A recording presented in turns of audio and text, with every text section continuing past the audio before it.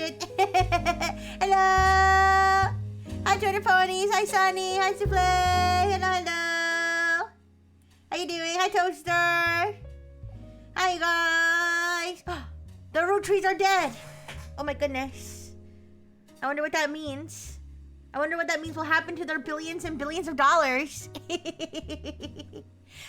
Today, puzzle game, logic game. Oh, why am I frozen? Oh. Uh-oh. Uh-oh. Hello. Yikes. 1 second. 1 second. Un momento. Hello, hello, hello. Uh-oh.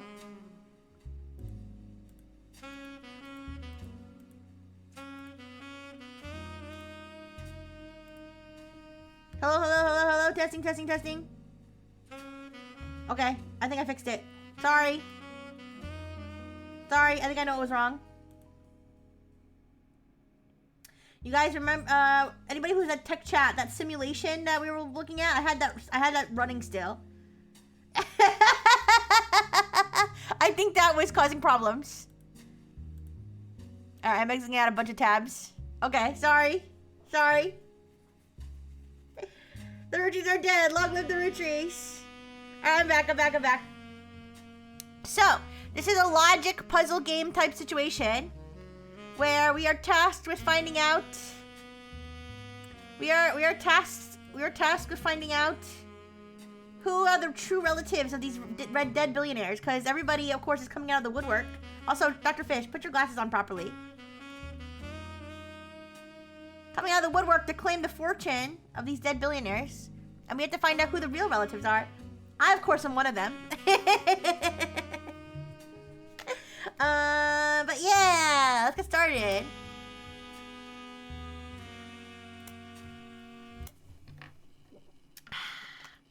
The root trees are loading. Is puzzling good? Yeah, puzzling is good. Big brain moment. We're gonna be super smart today, I believe. I'm gonna move my microphone up a little bit because I can't see my screen totally because my microphone's in the way. The plane that crashed last night just outside of Pittsburgh is now known to have been the private jet of the Root Tree Corporation. Local aviation authorities have speculated, based on the pilot's final communication, that the winter storm and heavy winds played a significant role in the crash. On board were multiple family members, including corporate president Carl Roottree and his daughters, the Roottree sisters, best known for their fashion lines and modeling careers. There were no survivors. Again, for those of you just joining us. Hi, Decatur. The Roottrees are dead. Rest in peace.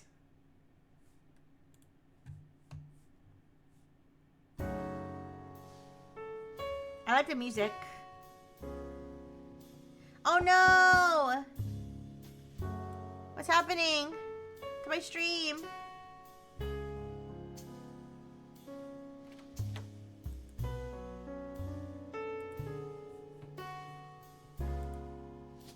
I know it's late, but I'm guessing you've seen the news. In addition to dealing with the grief, the Root Tree Company's lawyers are scrambling.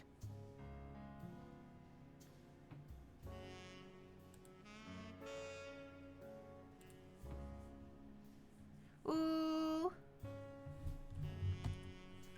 I'm trying to fix the stream.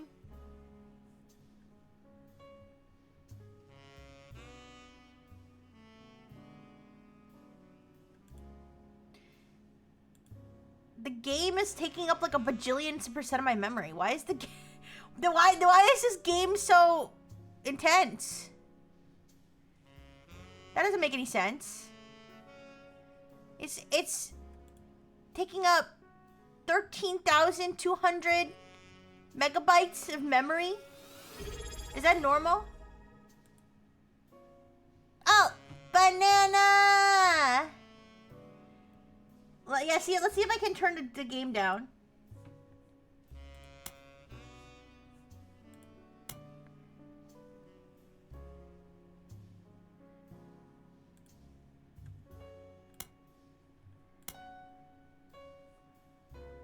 any game that has an unlimited frame rate needs to not do that.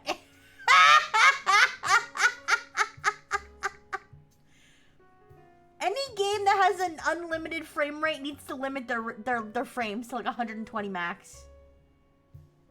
Can you guys hear me? I'm like struggling here. I turn the frame rate down here. Everything's about to change. Anyone proven to be a blood relative is about to get much richer. I'm here to ensure everyone is accounted for. Okay, we're still struggling here.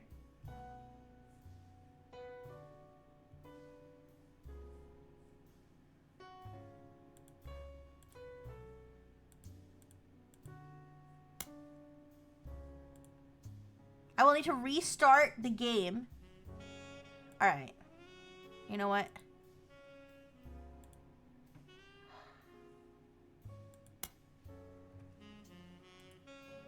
Let me restart the game. This was not a problem I expected to have.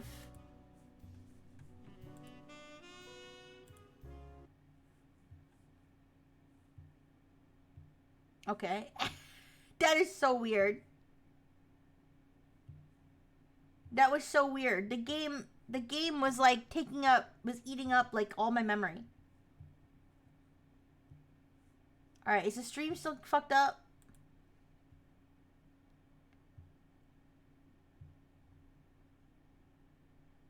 Okay.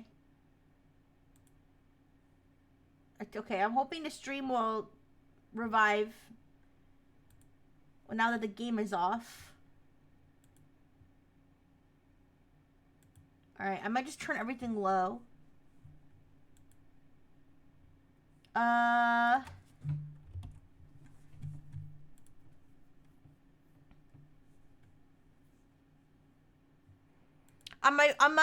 my task manager, where it says memory, physical memory in use by active processes, it was taking up 13,000 megabytes versus OBS, which is taking up 1,000, and VTube Studio, which is taking up 800. It was taking up 13,000. And my memory went from 41% to 95%. Alright, stream is fine now. That is so weird. Yeah, I turned the game. First of all, I turned the game off because the game was causing the whole problem. And I'm resetting the game in the hope that the settings will take. Surely I'm not the only person who's had this problem. Graphical issues with the game. Common issues and solutions.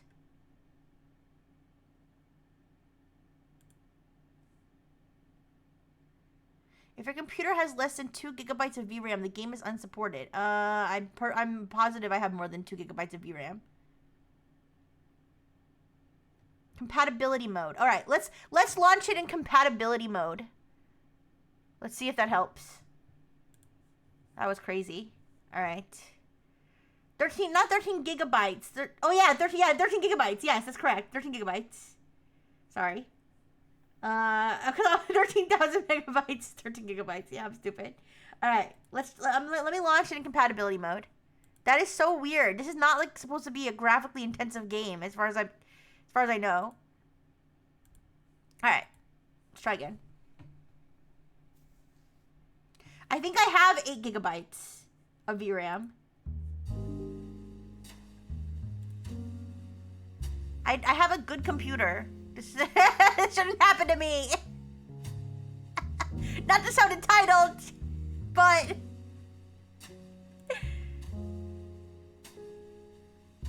One second.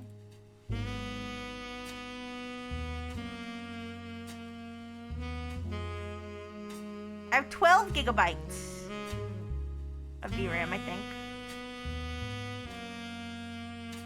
Anyways.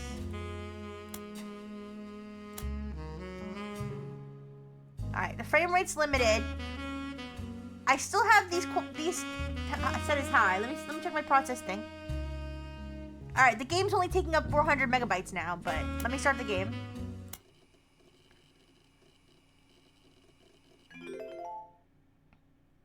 If it's still having a problem, I'll turn other stuff down.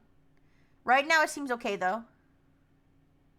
The plane that crashed last night just outside already, of Pittsburgh is now known to have been the private jet of the Roottree Corporation.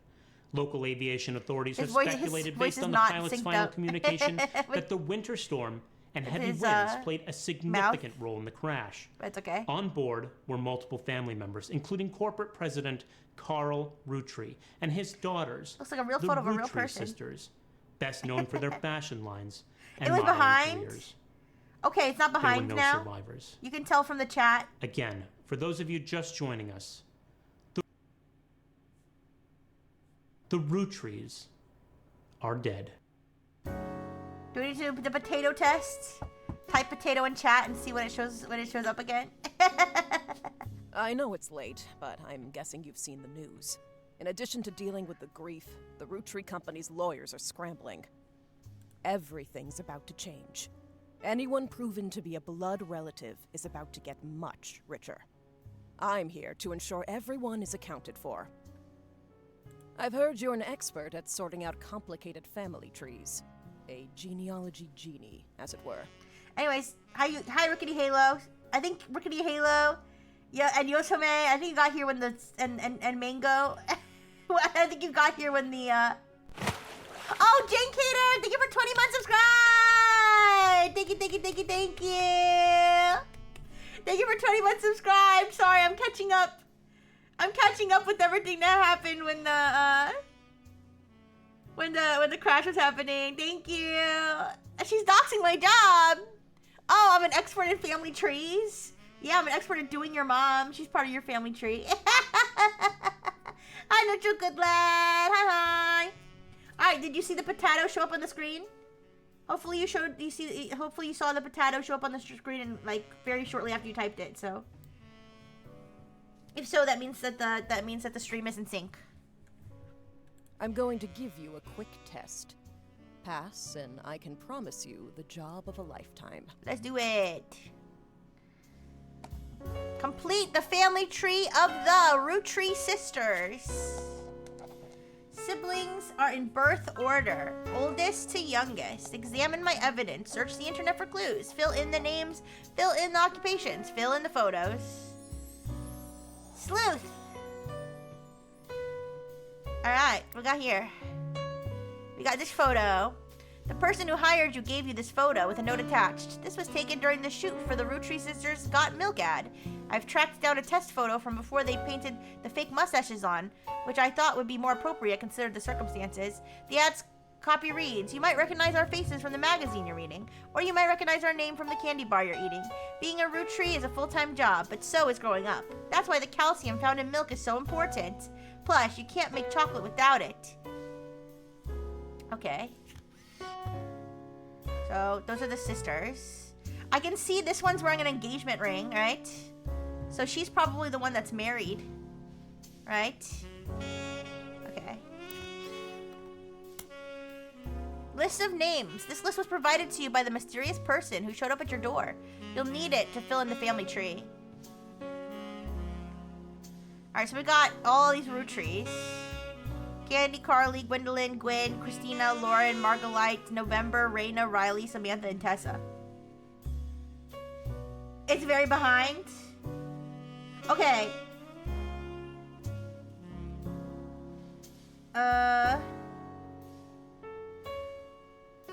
Is the stream... Okay, wait, guys, is the stream behind? Do I need to restart the stream or not? Okay, when you refreshed... Okay, but Tutu, is it still behind? If it's behind, I'll restart. Okay, good. Alright, glad.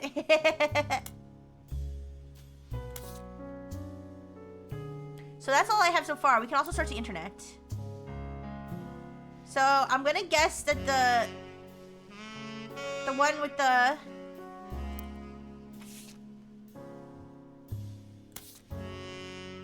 Show photo items, show text items.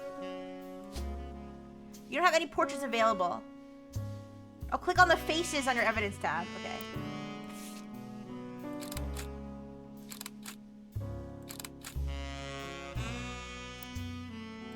Alright, so this one would be the one who has a spouse.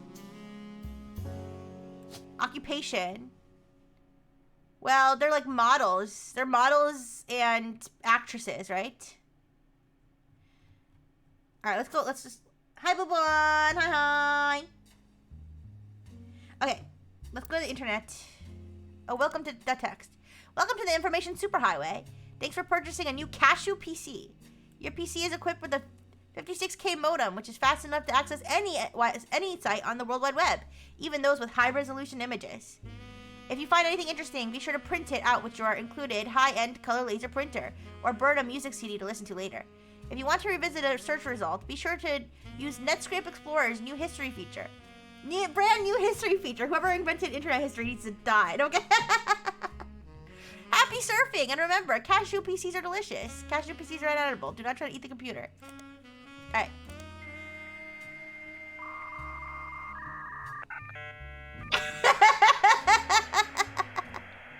I'm so excited to connect to the internet, you guys. Wow. Oh, there you go. Spider search. Pro tip, you can create notes quickly by highlighting text with your mouse. Alright, let's try search Got Milk. Got Milk is a series of advertisements for milk funded by the dairy farms that features celebrities with milk mustaches. The Roottree sisters did an ad that used a modified version of the photo you have in your inventory. The ad mentions they are models on magazine covers and are also associated with the Roottree Candy Company. So I guess models would be all of their occupations, right? 4K porn. Whatever, future man. This PC's nuts! Alright, so I'll put model, model, model.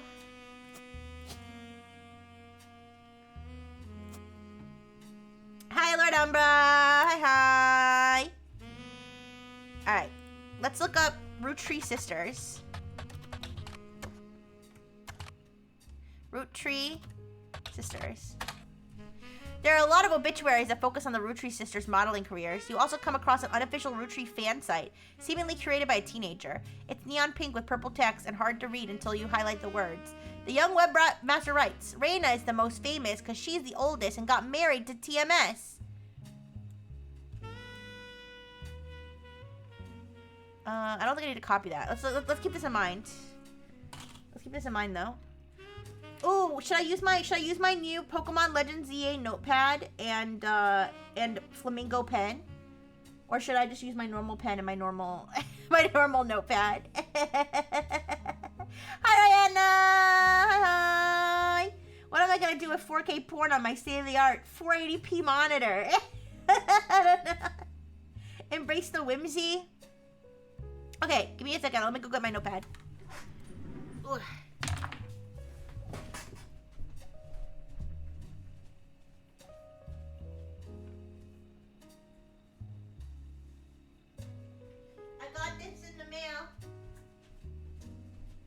I bought it with my Nintendo points, my Nintendo Platinum points.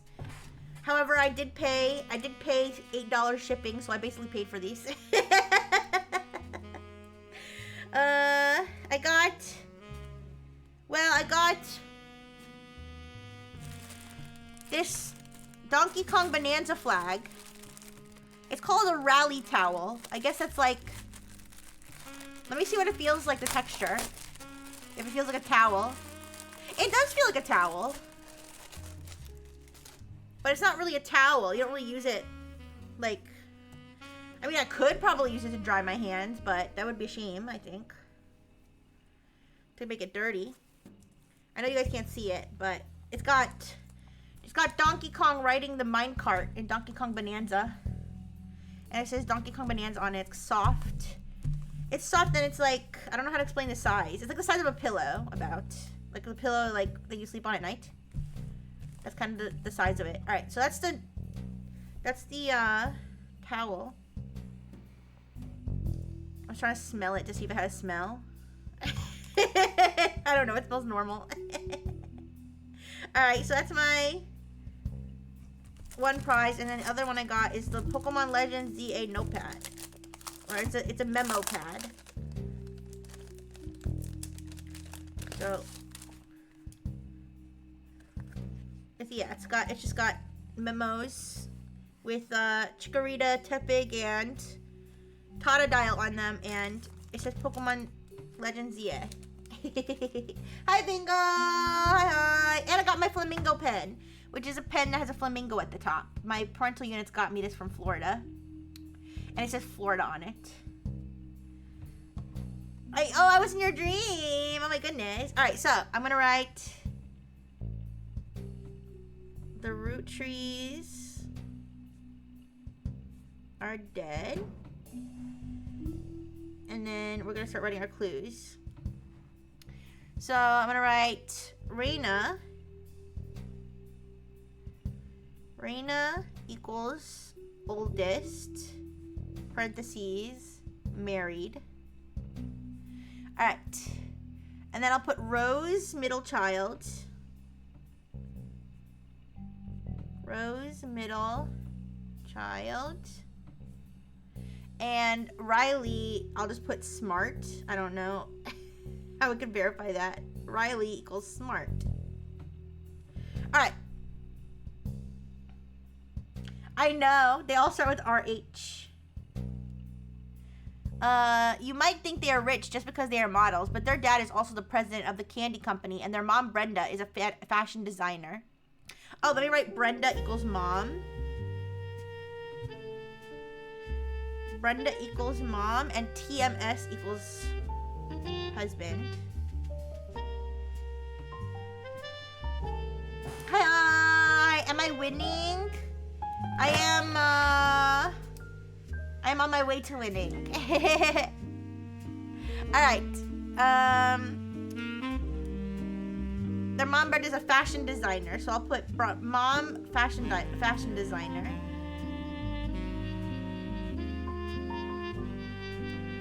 They do modeling for her brand Root. Thank you for the hydrate. And it says, I eat Root Tree candy all the time. My favorite are Maple Crisps.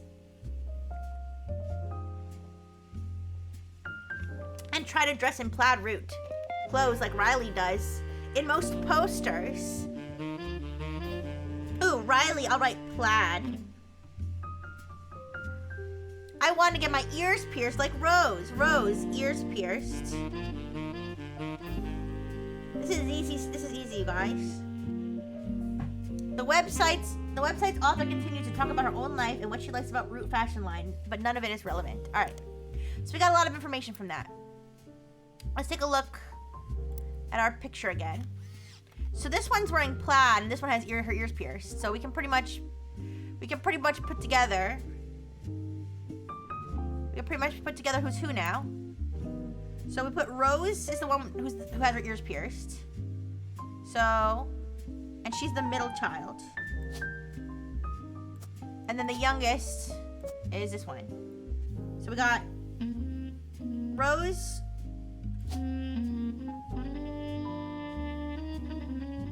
Rose Root Tree.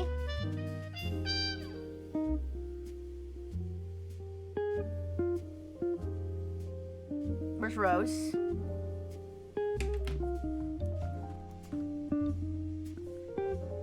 Bitch. Do I need to get her name? I might have to get her name.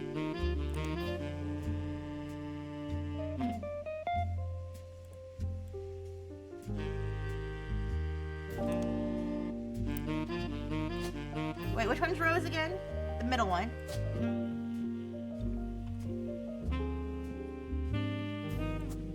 How do I get the name from, how do I grab the name from online? Yay, 500 streak, let's go! Yeah, the picture does look uncanny. Her name is Rixie with an RH. Yeah, my name actually is Rixie with an RH because I'm related to these people. Yeah, I'm also like a billionaire. I mean, I'm gonna be. The Root Trees do candy, ads, and clothes. Yeah.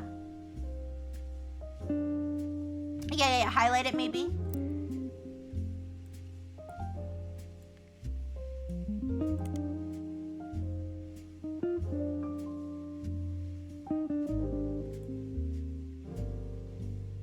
know. I highlighted it, but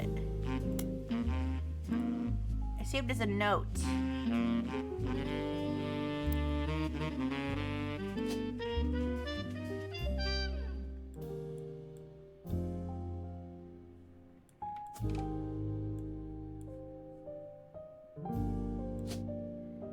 I might be dumb.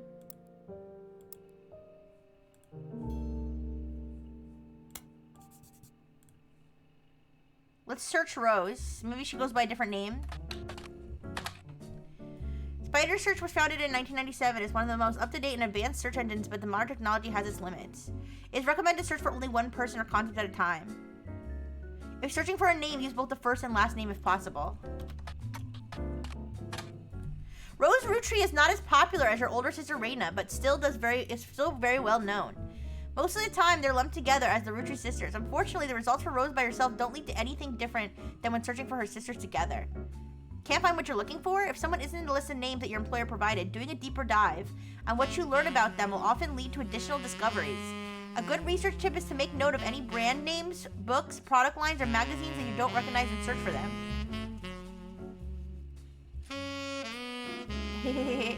Alright, so I'm sure we'll be able to find her. Let's fill in the other sister. The other sister is Riley.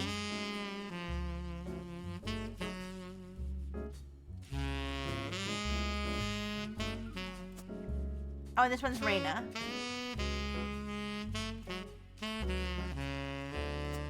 Alright, and then the spouse, they said his initials are TMS. So let's look at S.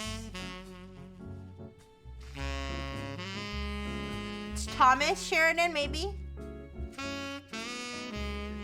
TMS. That's the only person who would fit that, but let's double check. Thomas Sheridan.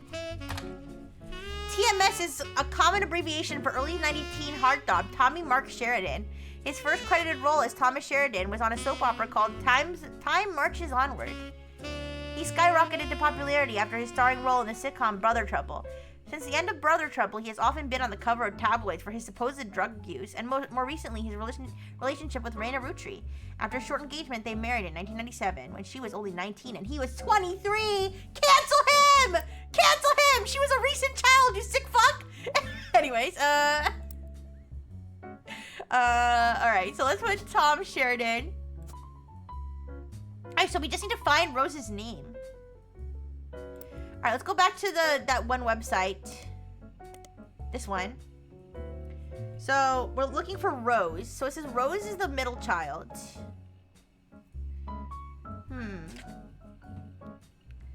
So let's maybe we'll look up.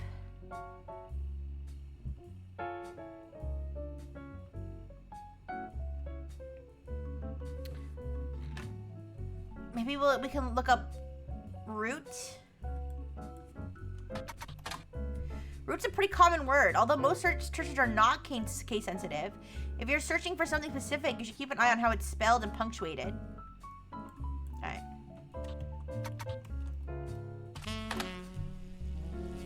Root, appearing as part of the name, is a clothing company.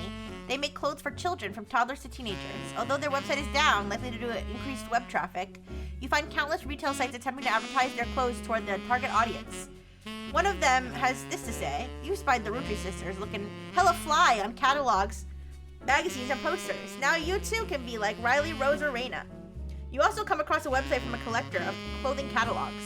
Apparently, Root has released 2 catalogs per year every year since 1984, and Reina appears on almost all of them. There's only one that the webmaster considers a collector's item enough to mention. It seems Brenda Rutri, the Rutri sisters' mother and Root's head designer, appeared on one cover holding her daughter Rose in 1985. The site says this was the only time her daughter was ever listed with her birth name, Carly Rutri! Hey! We got it! I'm a genius. Alright, Carly Rutri. We did it! We did it. We did it. We did. I'm just a good stalker. Hey! I think you mean investigator. Alright. Booyah! Thank you for the burgers. Sorry to test you, but I had to be sure you could use the internet. Some folks refuse to get with the times. Safe to say, you're hired. The reward for untangling the family tree is substantial. Life-changing, even. But here's the catch. The root trees go way, way back. The family tree's a bit daunting.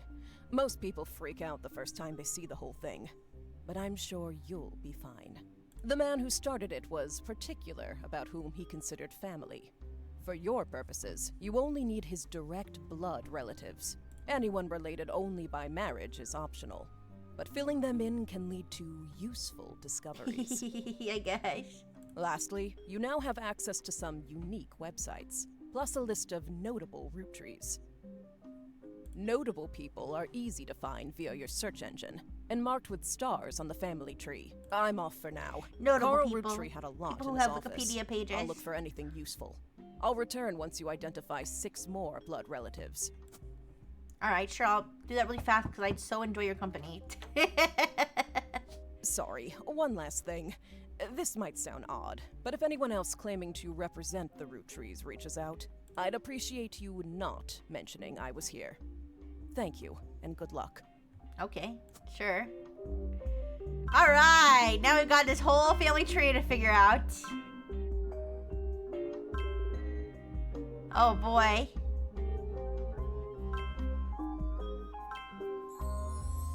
Sleuth! Alright, I need 3 more correct blood relatives. Alright.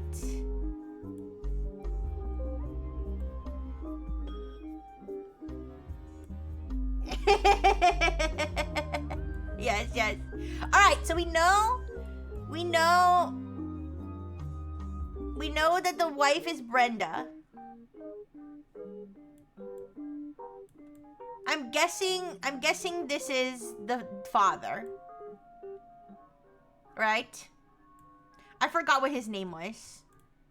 Was it Carl?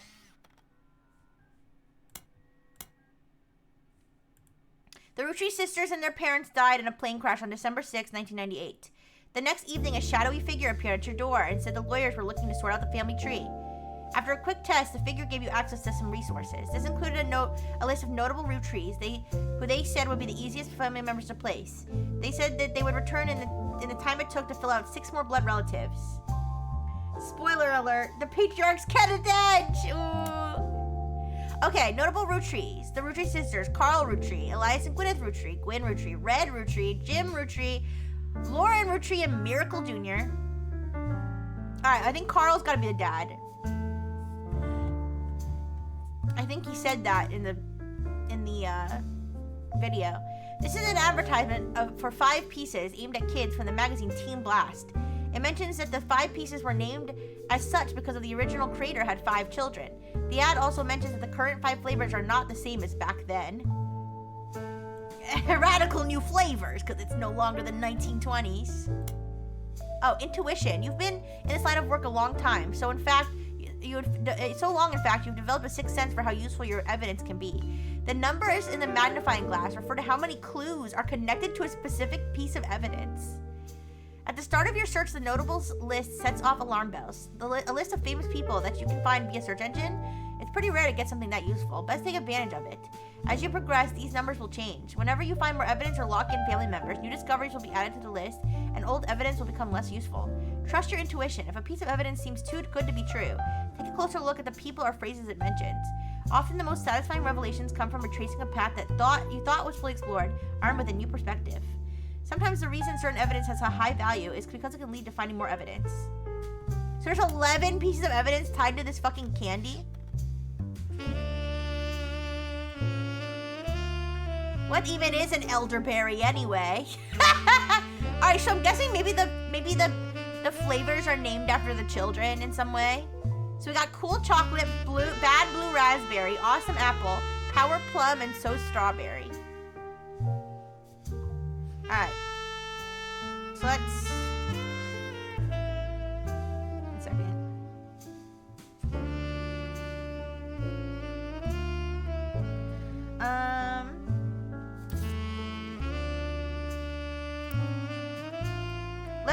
Let's just double check the internet by searching Carl Roottree.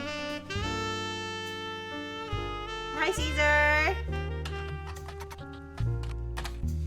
Carl Rootry died in the recent plane crash along with his wife, Brenda Rootry, and their daughters, the Rootry sisters. He was president of the Rootry Candy Company, as well as the clothing company Root, which he co-founded with his wife. There's a short press release that the Rootry Candy Company released today to news organizations.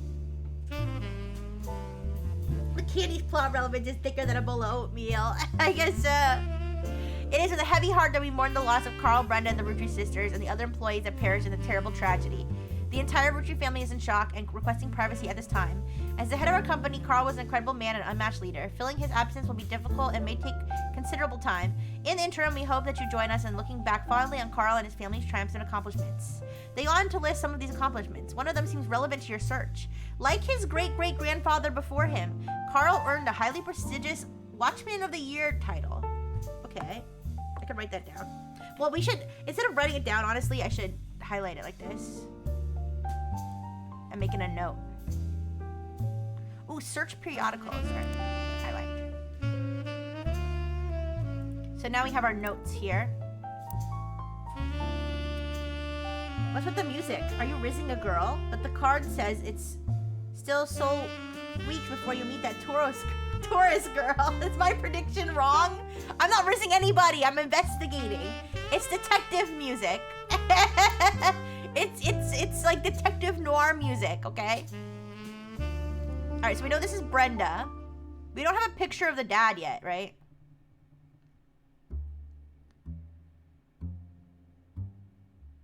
Oh, we need her maiden name. Brenda White. I'm guessing that's her. Wait, we don't know for sure that's her though.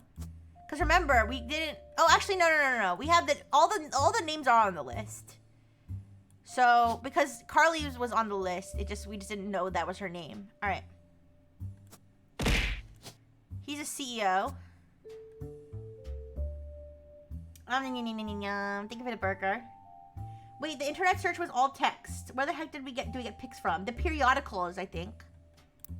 It said search periodicals. So if like we search periodicals like this. Be sure to have the correct magazine or newspaper name.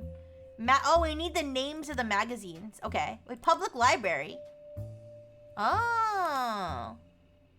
So we need to find the name of. We need to find the name of different periodicals.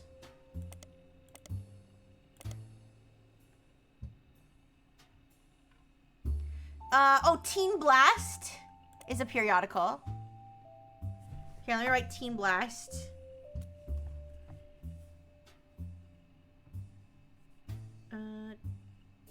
Teen Blast periodical. I don't think the dad's gonna be in that though. Yeah. I had an idea. Would you be okay if I write you an investigation text adventure? Short stories to lead to answers to other short stories until the case is solved. Sure, if you want. You can write anything you want. Alright. You have my permission to use my name in your text adventure. Yeah.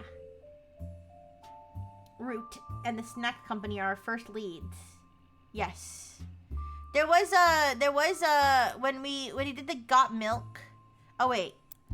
This Got Milk. It says you might recognize the pieces from the magazine you're reading. Okay. We don't know which magazine this ad is in though, right?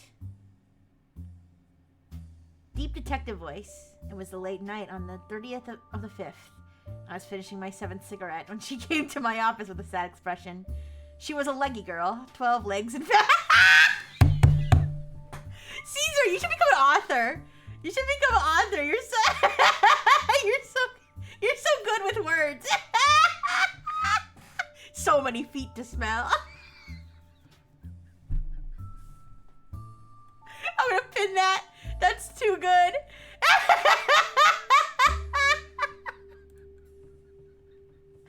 Anyways, where was I?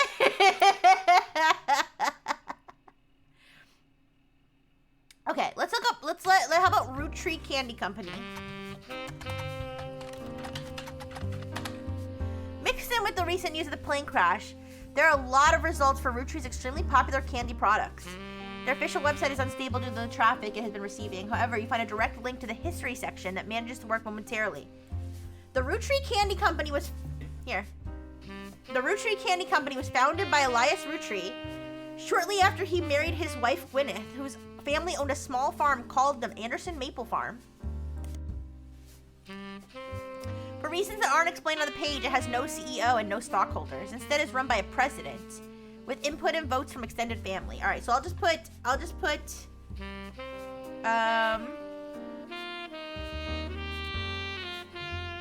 run by president. Wait, okay, so wait, is Carl the CEO or is he the president? That's important for our thing.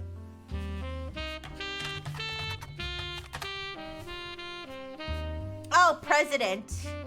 See, I messed up. That's okay. You can fix it.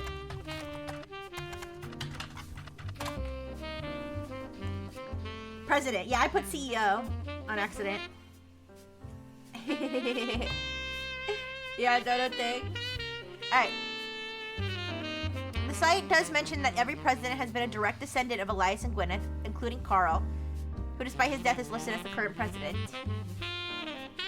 The product that put them on the map were 5 pieces, maple candies with 5 different flavors that are dipped in a crispy, crackling candy coating. Since then, they have branched out to countless other products, all of which incorporate maple in some way.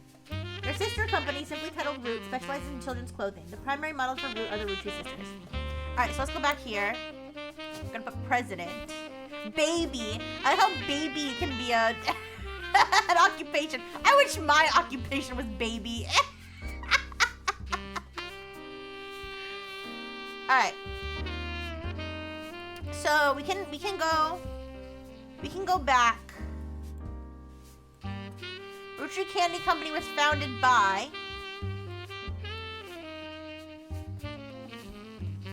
it's literally pinned here. It says Elias and Gwyneth. Wait.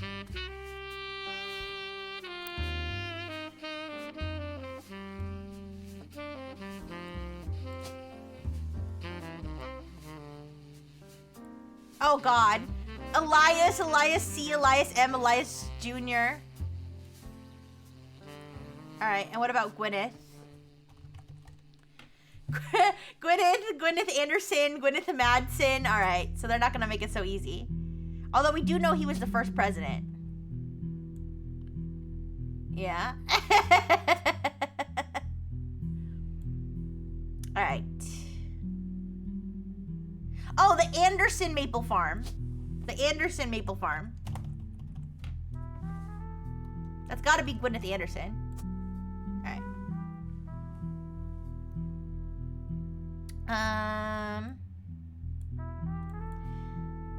Okay.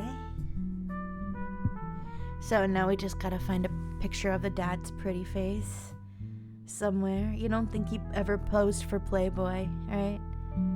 Search the Maple Farm, of course. Alright, let's go. Anderson Maple Farm.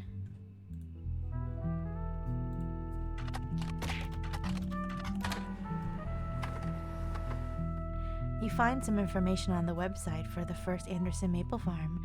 There are a few pictures, including a famous picture of Elias and Gwyneth. That photo was added to your evidence. Okay, so you can get photos from the internet. You can. Before marrying Elias, Gwyneth Roottree. We can search the. I don't think we searched the candy company, did we? We should search it. Before marrying Elias, Gwyneth Roottree was Gwyneth Anderson. She had no brothers, so as the oldest sister, she was to inherit the Anderson Maple Farm, so long as she married. Before Elias took over, the farm produced only syrup. It was supposedly Elias's idea to create candy instead. Their success was not immediate, until they decided to combine the maple with other flavors. This led to 5 pieces, which are still found in stores to this day. And though the Root Tree Candy Company expanded well beyond their original farm, it has been preserved as a tourist attraction. According to their website, there are still daily demonstrations and educational tours that show off many of the turn-of-the-century appliances that Gwyneth would have used as a housewife in the early 1900s. It says housewife, so I guess, is housewife an occupation? Yeah, housewife. Alright, let's look at the picture. Alright, we've got these inbred looking old people. I mean, they don't look that inbred, just a little bit. This is a famous picture of Elias and Gwyneth Rootry. It was taken in 1909 after they founded the Rootry Candy Company, but before it was a success. Gwyneth, why are you so handsome? Foid demonstrations is crazy. Alright, from what you found searching the internet, it seems quite difficult to find any site about Elias and Gwyneth that isn't accompanied by this picture. Elias and Gwyneth are on the notable Rootries list in your evidence. They will be marked on the chart with a star. Alright, so we've got Elias and Gwyneth. Now, we don't know for sure. We don't know for sure which Elias he is, so we're gonna leave that for now. We need to find a picture of the dad. So let's look up Rootry Candy Company. Oh wait, I did search this. My bad.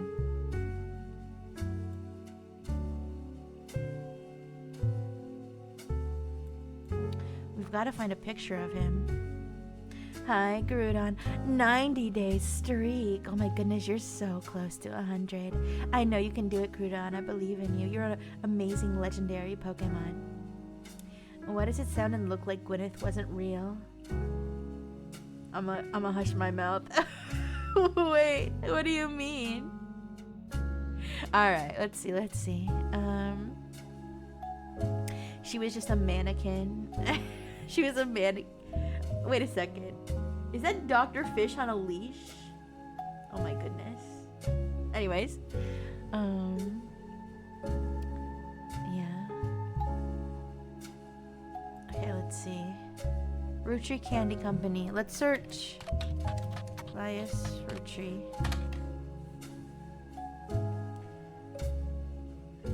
The face is a dude and there was some drama about her family having no sons. Okay, listen. Okay, but how did they have the 5 children?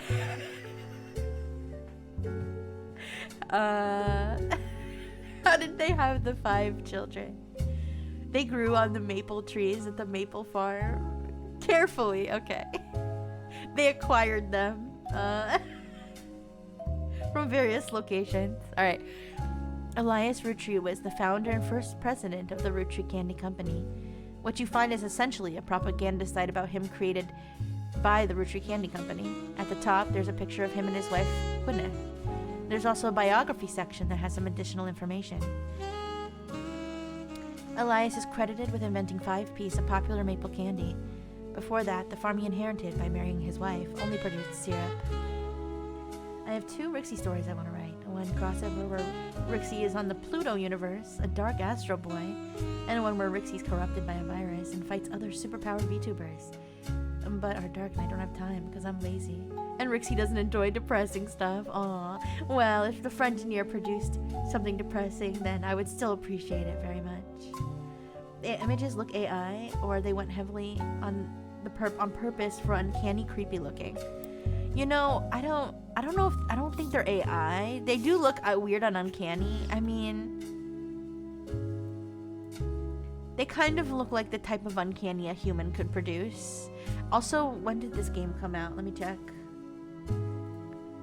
I feel like this game may have come out a little bit.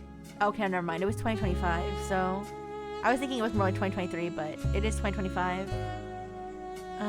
I don't think they have an AI disclosure. I think I checked. I don't know.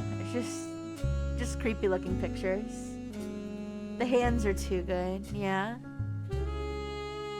I mean, it is what it is. So let's see. After 5 pieces became wildly successful, Elias spent his time and energy on cementing his reputation as a family man. He is quoted on the site as saying, "Blood is thicker than syrup, and that any child linked by blood to me shall be linked by blood to my legacy." The site enthusiastically claims that he made good on that promise, but offers no additional detail. There are a few more quotes about Elias from a book called Family Man, The Root Tree Legacy, by Bess Williams.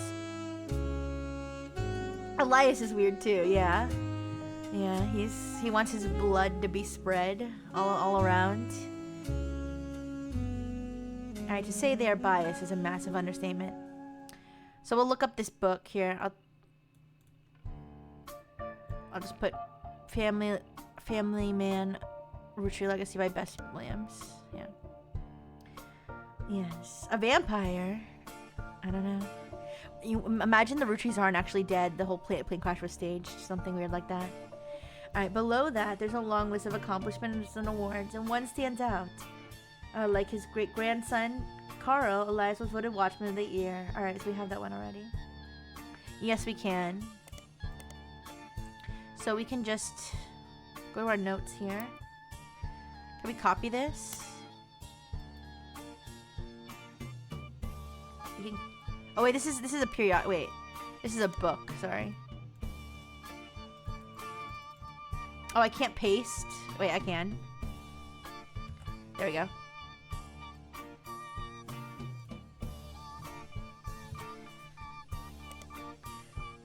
Alright, so it says published 1920. Hardcover, non-fiction anthology. An old book about Elias Root Tree. There's no downloadable version available because the book is impossible to find these days. Oh well. Alright, we can look up Gwyneth Anderson, maybe.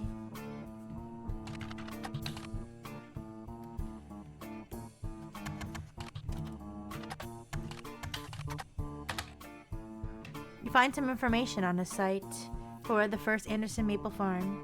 Okay, we did that already. Let's look up Gwyneth Root Tree. Okay, same thing. Let's look up Teen Blast. Ooh, new periodical added, Teen Blast. All right, there we go. Teen Blast is a magazine aimed at teenage girls. Their website has a news section that offers condolences for the loss of the Root Tree sisters. Their fashion line was often covered by our magazine, and Raina Root Tree first appeared on the cover on her 16th birthday. Yeah, let's go here. So nothing with the dad in the... Let's just search Root Tree. Teen Blast has played host to many Root Tree advertisements over the years for many of their products, including 5 pieces. They flood the results. One of them was already in your evidence. Alright, let's maybe look up 5 pieces. From marketing materials and various candy history sites, you learn that 5 pieces are the iconic candy sold by the Root Tree Candy Company. Although they are no longer the company's only popular product, they still sell well to this day. 5 pieces are small, colorful, shell-coated maple candies that, since the late 20s, have been pressed into the shapes of maple leaves, although they usually have one flavor that looks more like a berry. As tastes have changed over the years, so have the 5 flavors, but the shape and combination with maple have remained consistent. There's also a history of print advertising website that claims to have a 5-piece advertisement scanned from a book called The Sweet History of Candy. There we go. Alright, The Sweet History of Candy, Volume 2 by Charles Lee. Unfortunately, when you click through the website, it seems like all of their image links are broken. Soylent Green. Alright, let's search that one. So, Charles Lee. The Sweet History of Candy, Volume 2. Okay, published 1985, hardcover, history, advertising, nonfiction. This is part of a book series about all things candy in the modern world. It starts in 1925 and continues onward to chronicle the rise of mass production and global distribution. The book ends with a look into the future of candy as envisioned by experts in 1985. With the addition of hindsight, you can clearly see they got pretty much everything wrong. It includes some print advertisements. You find a newspaper ad for 5 pieces from the 1930s. Alright. It's a miracle. It's a miracle! It's a miracle a modern candy for a modern society. Root Tree's 5 pieces contains 5 different maple-infused flavors. The Root Trees are a proud family business, and our flavors are inspired by our children. G is for grape, E is for elderberry, E is for cinnamon extract, M is for melon, and introducing M for miracle berry. Miracle Berry is a burst of beautiful blossoming blended berries. Try it today. All right, so now we can get a hint. Yeah, it's okay. Now we can get a hint of who all the children are, right? You found this advertisement in The Sweet History of Candy, Volume 2 by Charles Lee. It's from 1928, 6 years after the debut of 5 Pieces. It states that the flavors are inspired by their children, and the orders grape, elderberry, cinnamon extract, melon, and the newest flavor, miracle berry. So we can imagine that Miracle is probably the youngest child, if that's the newest flavor, right? So I think they said they're all in age order like this. So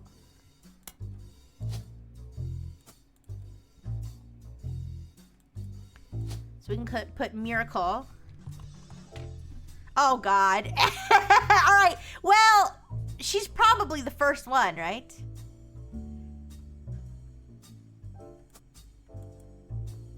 Yeah, probably. All right, so I'll put Root Tree, Miracle Root Tree. Let's search Miracle Root Tree. I know we still don't have the whole... I know we still don't have the father. Well, maybe if we can find... his father. Wait.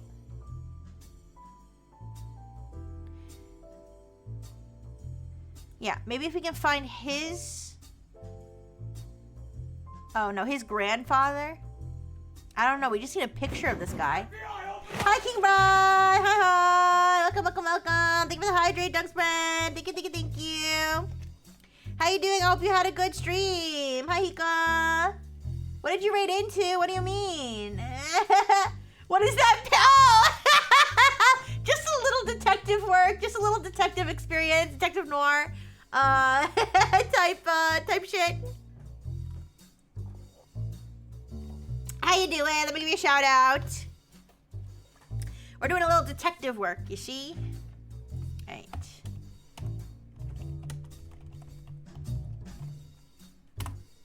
There you go. We are investigating this family tree, trying to find out who is a true blood relative of the Root Tree. Listen! Alright. Let's search up Brenda White. Let's search up the wife. Maybe there's a picture of them together. They are husband and wife after all. You stumble across an auction for a black and blue dress. Are we sure it's black and blue? Alright, a black and blue dress that's Brenda White original. The auction describes it as a vintage dress from before Brenda became Brenda Root Tree and started designing clothes for Root. The white and gold dress itself doesn't seem relevant to your search. We're trying to find the most drunk single uncle to marry for money. Yeah, is anybody on this tree single? Alright, let's search Brenda Root Tree. Same thing. Alright,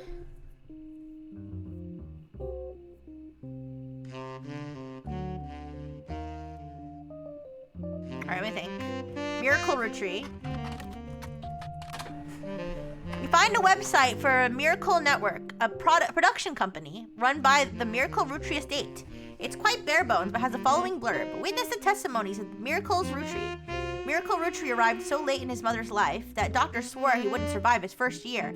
His mother and father, Elias and Gwyneth, named him Miracle. Oh, Miracle's a boy. Okay. Swore he wouldn't survive his first year. His mother and father, Elias and Gwyneth, named him Miracle because they thought him impossible. He was younger than his brothers and sisters by over 14 years. Holy. With a birth that late, the final child of his generation was nearly torn apart by countless health problems. But still, with the power of God on his side, he persevered. What about anime? Was anime invented yet?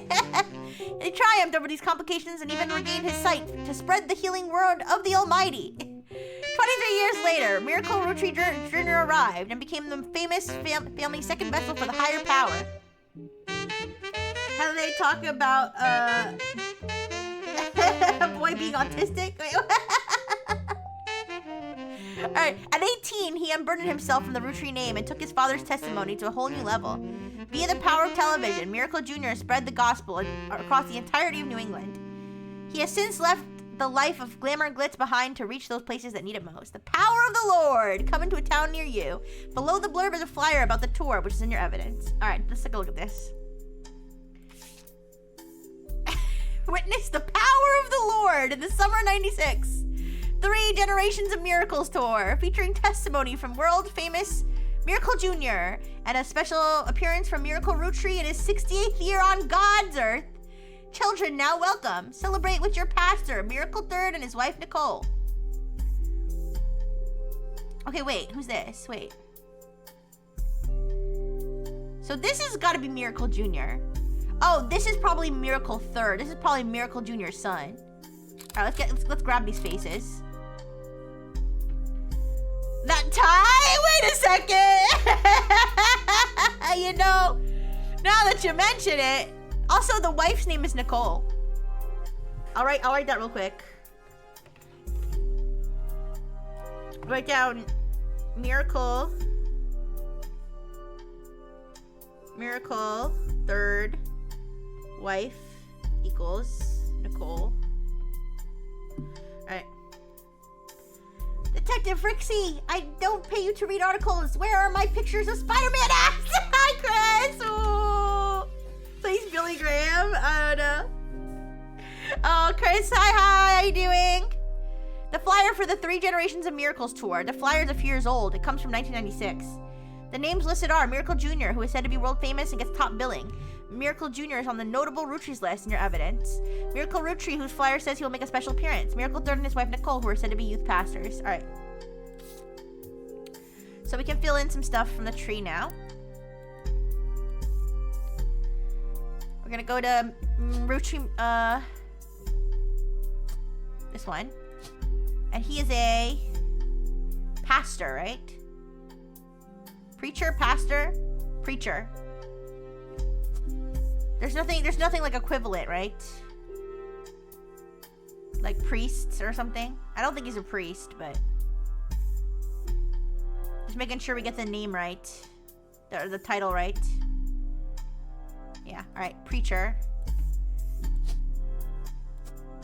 How many is he not? Oh wait, that's the sorry. I just realized. That's the son. My bad. The son. So we don't know which. Oh no. Oh wait. He's a notable Rutri. So this will be the son. This will be Miracle. Okay, we should be able to fill him in. Miracle Jr. Preacher. Did that not fill him in? Did we do it wrong? It says Miracle Jr. is on my notable Rutri's list. Once you verify the person, is he not verified?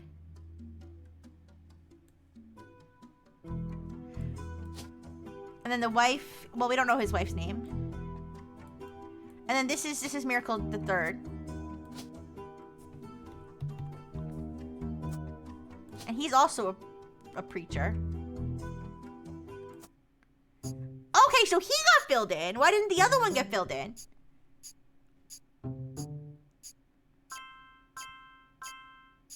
Oh. Okay, so they all got filled in. Okay, good. You also locked the following optional entry with Brenda White. Okay, booyah. Alright, nice. Okay, not bad. So let's put the wife Nicole here. Oh god, there's 2 Nicoles. Nicole Smith and Nicole Madsen. Alright, we'll look up Nicole Smith.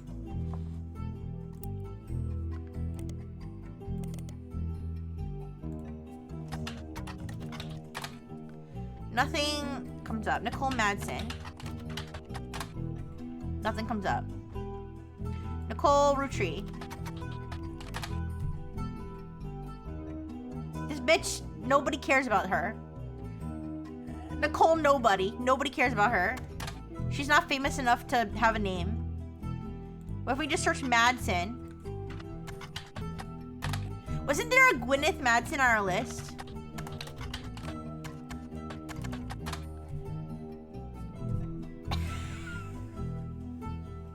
What? I'm just being honest. Nobody gives a shit. Nobody gives a shit about you, Nicole. You should have married someone more famous. Alright.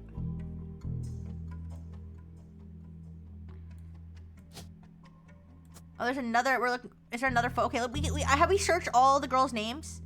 Let's search Reina Rutri and get that extra photo, I guess.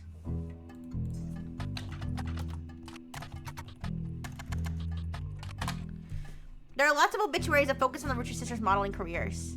Oh wait, no, we already read this.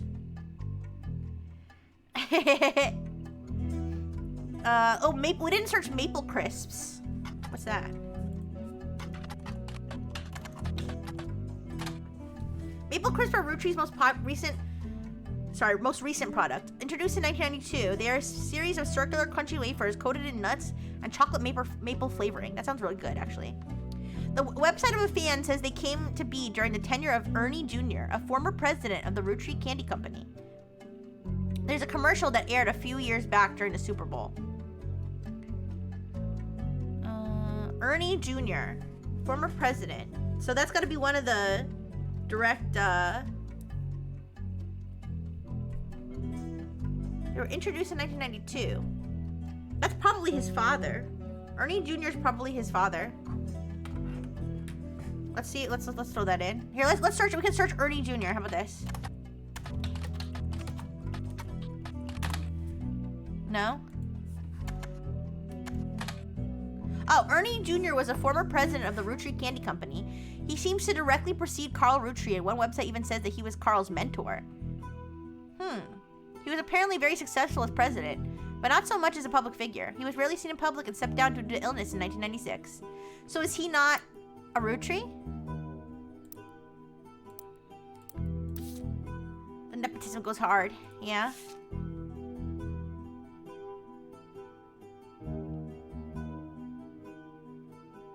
I don't even see him on the list.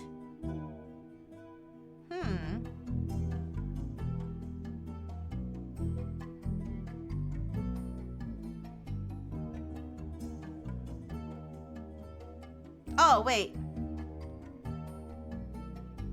Oh, women and men. Okay, they separated the women and men on the list. Duh, I'm so silly. I still don't see Ernie, though. Oh, Ernest?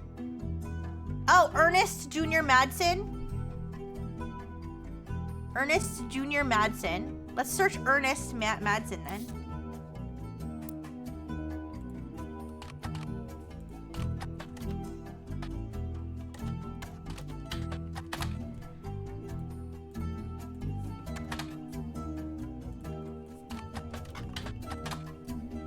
Ernie.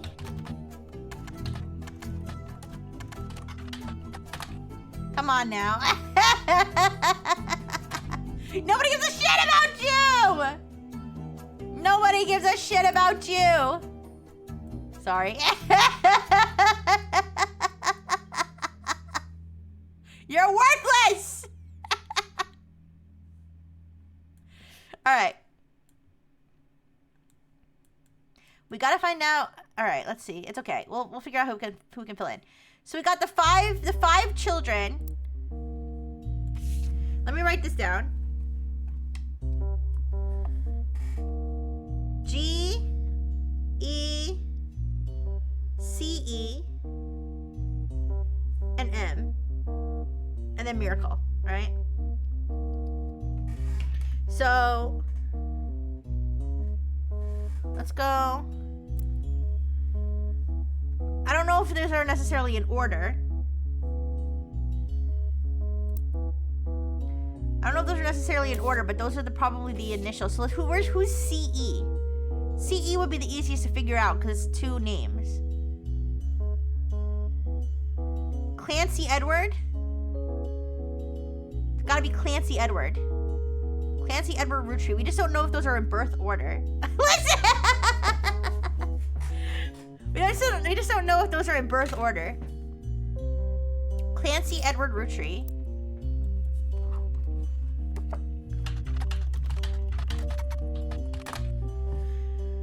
The Clanst, pronounced Clansed Trust is a highly unusual corporate arrangement named after Clancy Edward Rootry, who was Elias's son, and the Rootry Candy Company's head lawyer at the time. Due to its unique nature, it's often brought up in online discussion about financial matters and inheritance as an oddity. Naming their child Clancy is a crime in itself. Aw, poor Clancy. The company mandates that a fixed percentage of its profits are split every quarter amongst bank accounts representing each direct relative of Elias and Gwyneth. An account is created for each blood relative at birth and first accessible when they reach 18. The actual numbers have never been fully disclosed to the public, but due to the ever-increasing success of the company, it is a significant amount of money. The Clansed Trust is known for being essentially impossible to get around due to many checks and balances written into it. Still, there have been a few situations in which family members must have tried to forcibly remove another member from the trust. Most details online are pretty vague since the matters are handled internally. The only information you discover is from a university law school, which apparently had a guest lecturer talk about the Rootrys versus RR in 1994. While looking into the Clansed Trust, you often find mentions to the 5-piece guarantee, which went into effect at the same time. The 5-piece guarantee. All right, first of all, let me put the Rootrys versus RR. All right, let's highlight that. And let's look up the 5-piece guarantee. The 5-piece guarantee is in combination with the Clansed Trust was Elias Rootry's attempt to ensure that the Rootry Candy Company would remain a family business for eternity. Yeah, in isolation, it's somewhat baffling. The yearly salary of Rootry's president is always locked to the price of a single pack of 5 pieces. When the 5-piece guarantee went into effect, it was 25 cents a year. Now it's closer to $4. Combined with the Clansed Trust, however, it makes a bit more sense. Elias wants to ensure that only his direct relatives could afford to be president, and he knew that because their passive income was tied to the profits of the company, they would have a vested interest in keeping the company as profitable and successful as possible. Whether or not this was a smart or successful decision is widely debated both online and in person by economic enthusiasts of all levels of expertise. Okay. We have information about Clancy Edward. I don't know what his birth order is, but I'm going to put him in the 3rd spot tentatively, just so I can lock in some of that info.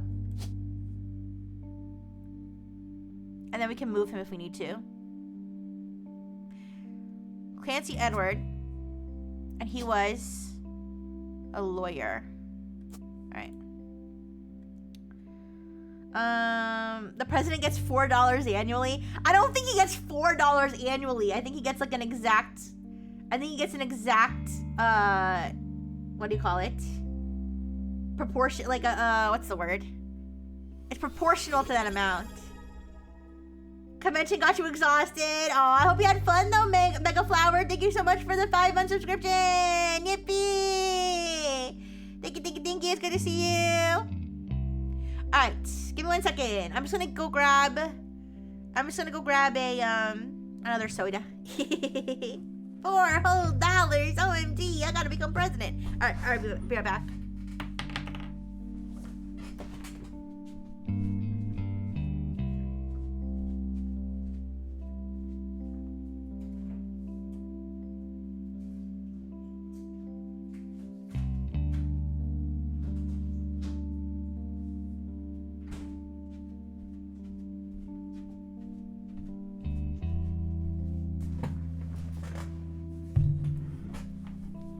Okie dokie. Do you guys remember that movie? I think it's called Big, where the kid turns into an adult. Where the kid. I don't remember if he turns into an adult or if he swaps bodies with his father. I think he just turns into an adult. But I just remember he like goes to work and then he gets his paycheck, and his paycheck's like $100 for the month or something. And since he's a kid, he doesn't like understand that that's not a lot of money, so he gets all excited. I remember that. I barely remember anything from that movie, but I do remember that.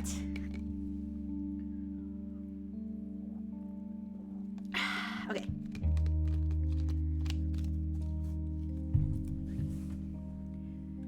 So, Clancy Edward Rootry.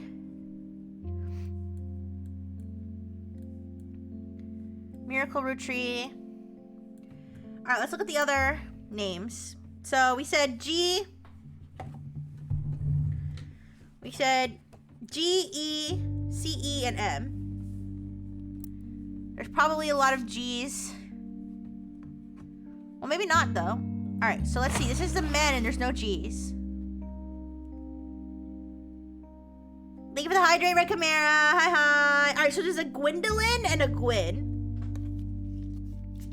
There's a Gwendolyn and a Gwyn, so let's search those both. Thank you.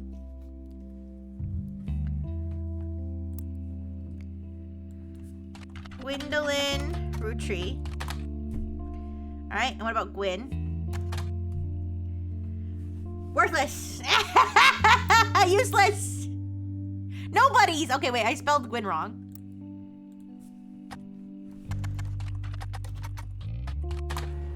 Okay, you found some information on a website about old films that are not yet available on VHS. The site is not very well organized and the search is broken, but you can get to individual pages from your search engine. You remember the paycheck but not the FAO Schwartz scene? No.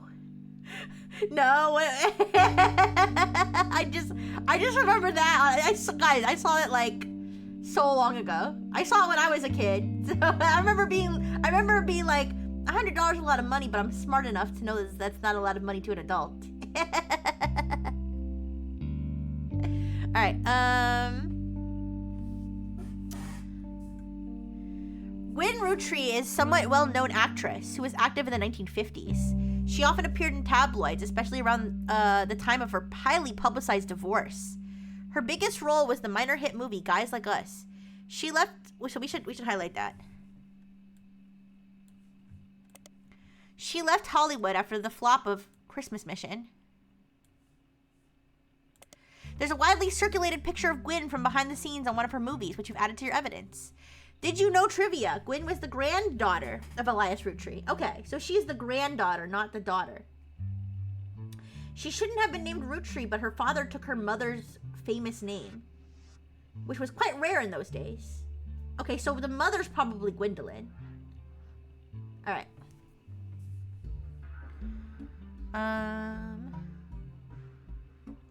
Let's take a look at the picture. Alright, this photo is a widely circulated photo of Gwyn Rootry. You've seen it on multiple websites of old films. Gwyn Rootry is on the notable Rootrys list of your evidence. Alright. So...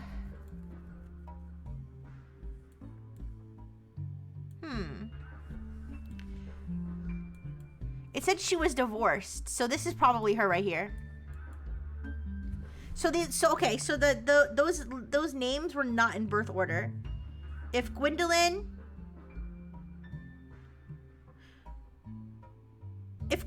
is the daughter, then these names are not in birth order. So this might be in the wrong spot, but we'll fix that. All right, so we're gonna put, this one is gonna be Gwendolyn. We don't know her occupation. And then this one's gonna be... We forgot to grab her face. Alright. Her. This is gonna be Gwyn. Gwyn Rootry, actress. Actor. These games are pure snooping and it's fun. You know, I used to do genealogy stuff for the Breifel family, and it was very exciting and very like this, where you would find certain things that you would search, and it was just fun. Oldest to youngest, yeah. Yes, oldest to youngest. All right, and then we don't know the name of the guy she divorced though. All right. Why are these people blocked off like that? Because of the divorce? I don't know. Anyways. And so the other sibling... No, there's two more siblings, I think. There's E and M. All right, let's see if we can find it with E and M.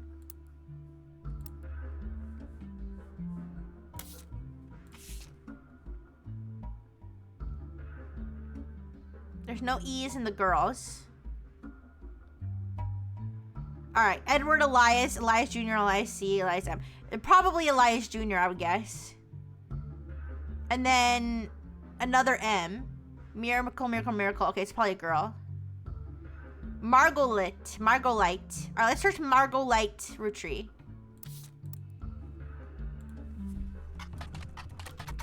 They couldn't afford the full Margot. Margolite. Okay, Margolite.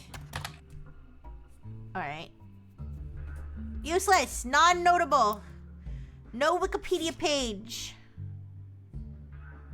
Okay. What if we search the names of the old flavors? What if I search grape? What if I search G is for grape? All right, very cool. Let's search Elias Jr. No, what about Elias Jr.? Okay, Elias Roottree Jr. Oh, Elias Roottree Jr. Okay, you gotta put the junior at the end, I think. Elias Roottree Jr.'s name is listed on a website about historical buildings in Butler County. I'm just gonna highlight Butler County. He is listed alongside an old residence that has been preserved called Hunchetop House. You attempt to find more information about the man in the building, but come up empty. All right. So let's search Ernest Madsen Jr. Jr. like this. Excuse me. Ernie Madsen Jr. All right, whatever. What about just Ernest Jr.? Okay, that's fine. Let's search Butler County. Okay. Ooh, new periodical. Butler County Times. So now we have a new periodical to search. Butler County is located outside of Pittsburgh, Pennsylvania. While the Roottree Candy Company now has its headquarters in the city, the company began on a small farm within the Butler County limits, and the area has lots of history with the family. The Butler County Times is presumably a local paper there. There are likely articles from over the years involving the Roottree family and those adjacent to them. It's been automatically added to your periodical search interface. As a side note, a video game called The Roottrees Are Dead was once set in Butler County.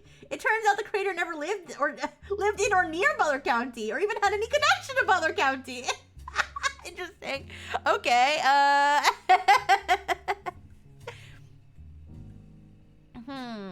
So now we should search the Butler County Times for Elias Roottree. Elias appeared in the Butler County Times quite often. Almost everything you find in the first few pages are results is the same types of things you can find with a basic internet search. He invented 5 pieces, was Watchman of the Year, and had a strong focus on family. Let's try Elias Jr. Nothing relevant. What about Clancy Edward Roottree? All right, what about the Clanshead Trust? Nothing. What about Gwendolyn Roottree? Oh my gosh, for something that had a lot of information about them, apparently there's nothing. Roottree Candy Company. Nothing. What about Hunchetop House? Okay, a small feature details a building that Elias Roottree Jr.'s architecture firm worked on called Hunchetop House. It also mentions Elias Jr. was Elias's oldest son. Hunchetop House seems unrelated to the Roottrees. His oldest son. But did he have a daughter? Didn't we say... What was the other name that we said? Margolite. So hypothetically, Margolite could be... Let's search Margolite in the newspaper.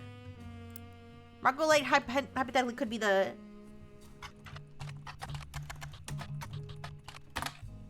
No.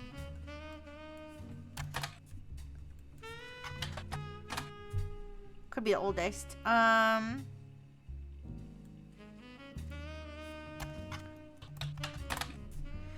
the Butler County Times has played host to many Root Tree advertisements over the years of many of their products, including 5 pieces. They flood the results. About maple, what was it? Maple crisps? No?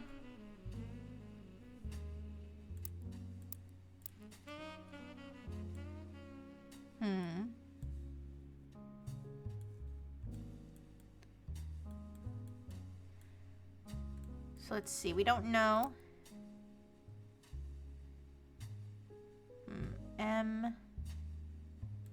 Let's put the sun in the first spot for now.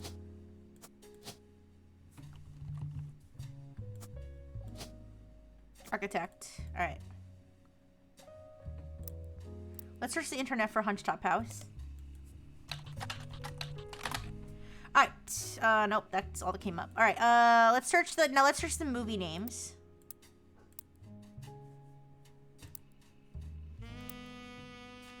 This Guys Like Us. Oh, we should search this court case too. Alright. You find some information on a website. Oh, wait. Never mind. You're just coming up with these, right? Oh, never mind. You find some information on a website about old films that are not yet available on VHS. The site is not very well organized. Guys Like Us is a 1953 film in which 2 secretaries cut their hair short and pose as businessmen to get ahead in life until one of them falls in love with their client and hilarity ensues. Starring Gwen Roottree, Leslie Florence, and Harrison Lane. I'll just highlight this. Did you know trivia? The title's a play on words, as it can be read that the 2 women are men similar to other men, or that the men are fond of them. Oh, Guys Like Us. Oh, very funny. All right. Not relevant to my investigation, but interesting.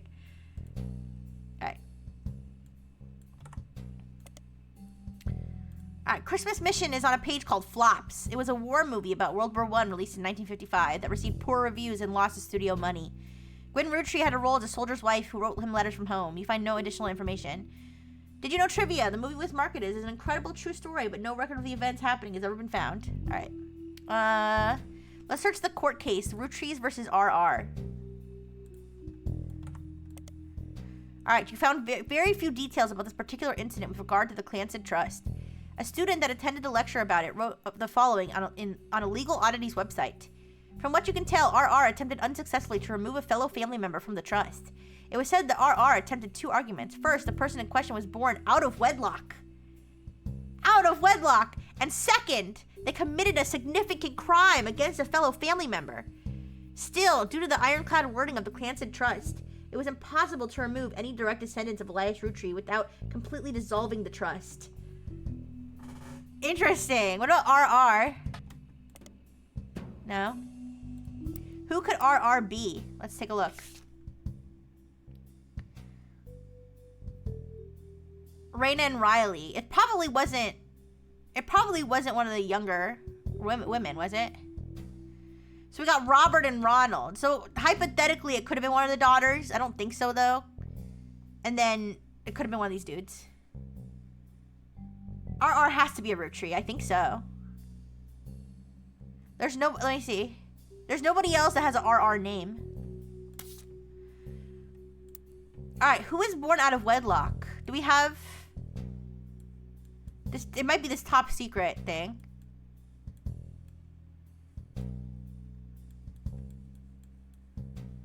It's probably the top secret, right? Unless... Ooh. Unless it's this person. Huh. Give me a second. I gotta go to the bathroom. I'll be right back.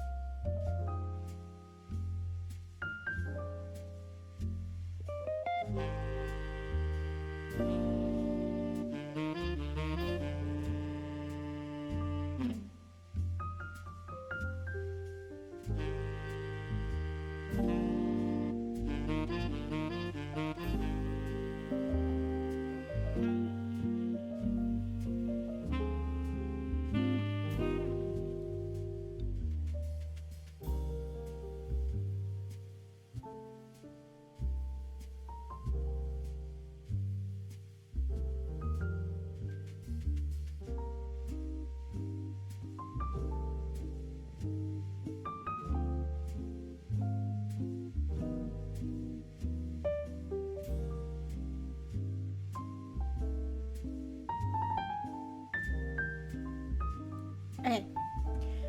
Wasn't one of the daughters not as popular, or do they all share a mom?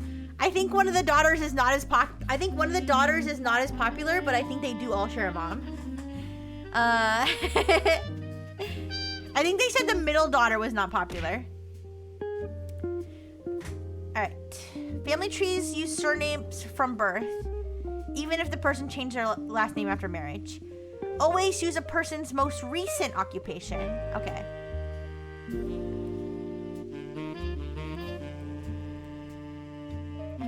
We still need a picture of this guy.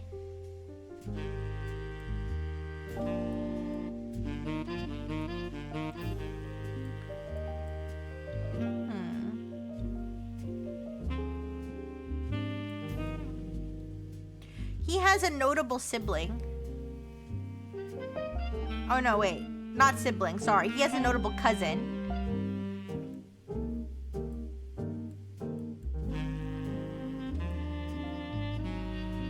Oh wait, split up. Wait, what is... Split up, split up. Okay, wait. So now we can see exactly what these mean here. Guardian, adoption.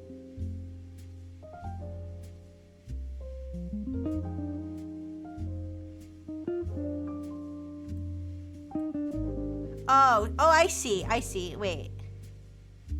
Oh, so she had the child with this person. Okay, she had the child with this person, and then this person adopted the child. Could that be an out of wedlock? Maybe? We're not sure. All right. Oh, we know his name is Elias Rutri. We know his name is Elias Rutri. I'm dumb. Right? I think. He could be Elias C or Elias... We could look those up. Technically, he could be Elias C or Elias M. So let's go look up Elias M. Rutri.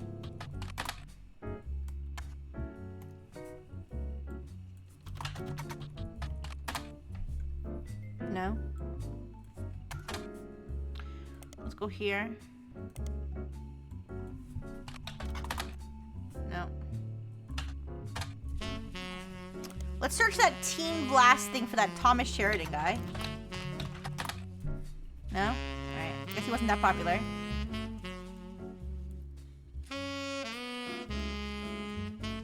What else do we have in our notes here?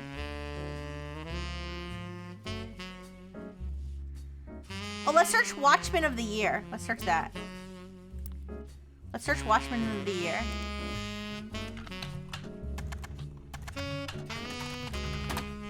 Alright. Business Watch. Business Watch magazine is a magazine focused on companies, CEOs, and the economy. They've been around for over 100 years in one form or another, and will often write about major changes in management of famous companies.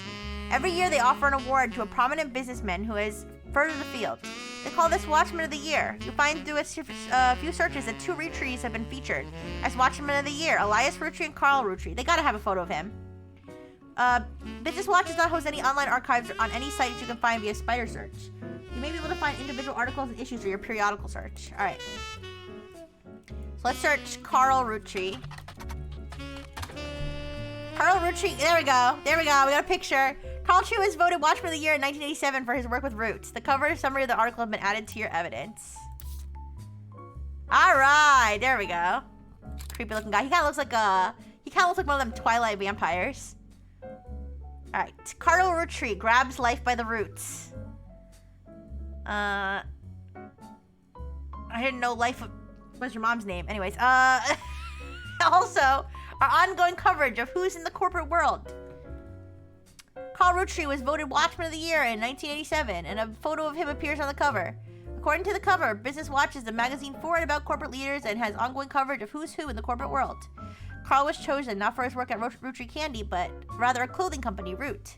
There's a brief history. Before they married, Carl's wife Brenda was a fashion consultant. When Raina was born, Brenda retired to become a stay-at-home mother.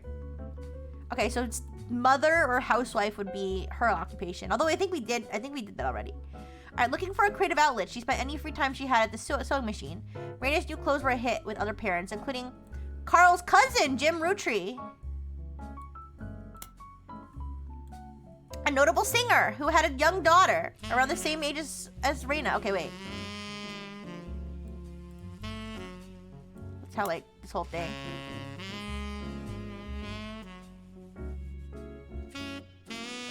Okay, good. By 1982, Brenda's patterns were becoming copied by other brands. Seeing the demand, Carl and his second cousin, Ernie Jr. I guess his second cousin would be his cousin's father? No. Second cousin. What is a second cousin?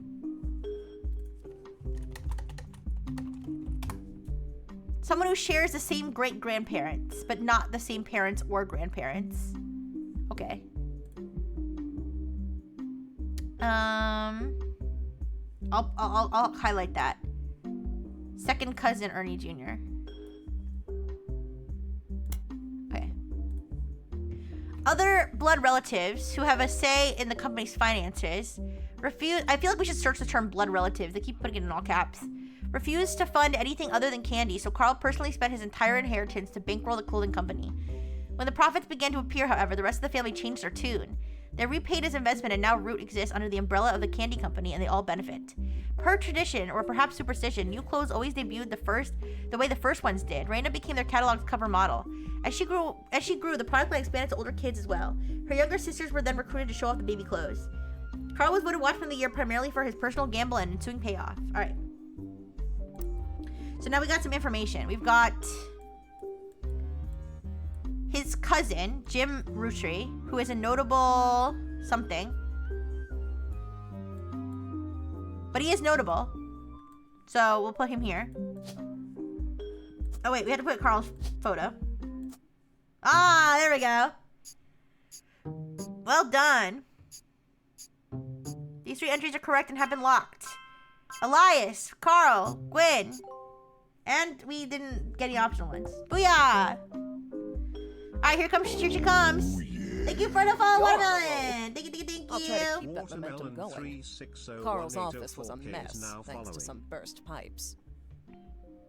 But I unearthed a photo from a 1970s Rutry reunion. I also found some important papers. Thank you, mysterious lady. You've traced 9 blood relatives so far. I'll have more to share after you find 9 more. All right, let's take a look at our new evidence. A family photo is going to be very useful, but it's going to give almost too much information, I think. Let's look at this first. Campaign mailer, vote for Stephanie Jones for City Council. Better for Butler County. All right, let's take pictures of these people. Stephanie Jones, Butler County. This was buried under a ton of other mail that Carl left in his inbox. It had a handwritten note attached that seemed personal. It is a flyer about a candidate for local office. Stephanie Jones. On the back is an excerpt from a newspaper article from the Butler County Times about her campaign. Here, actually, let's just take this whole thing. Hi, Watermelon! Hi! How you doing? Welcome. We're playing this game. We're trying to uncover the family tree of the Rutrys who are dead. Anyways, Stephanie may have grown up in the unconventional family, to say the least. But in her words, it was still full of love. And now, 22 years later, with a baby of her own due around Christmas, her message for voters is simple. Love is our future. The handwritten note says, Carl, I know we don't see eye to eye when it comes to the candy company, but if you could talk to your girls about putting out a statement supporting Stephanie, she could use the publicity your daughters bring. Don't let her conflict spread to the next generation. CM. I don't know who CM is, but I'll note that down. Stephanie Jones, CM. Okay.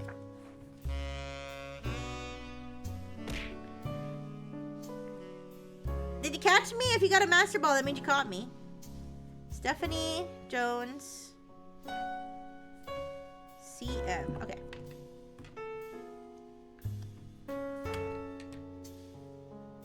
So I'm not 100% sure who she's related to.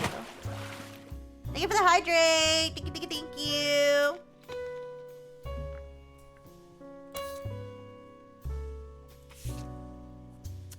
Thank you. All right, this photo has a note attached from your employer. Here's a bonus. When I pulled the water damaged picture of the free spirits out of the frame, this fell out too. The free spirits, is that one of the other photos we got? Written on the back of the photo is, couldn't make the reunion, wishing you well from Paris, Gwyn and the boys. Are these her sons? What's the free spirits? Oh, it's this one. All right, lot of faces. There's a lot of faces in this picture, you guys. This photo has a note attached from your employer.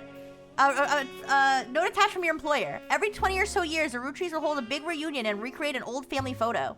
This is one from the 70s, and Carl's a teenager in the middle. All right, I guess this one.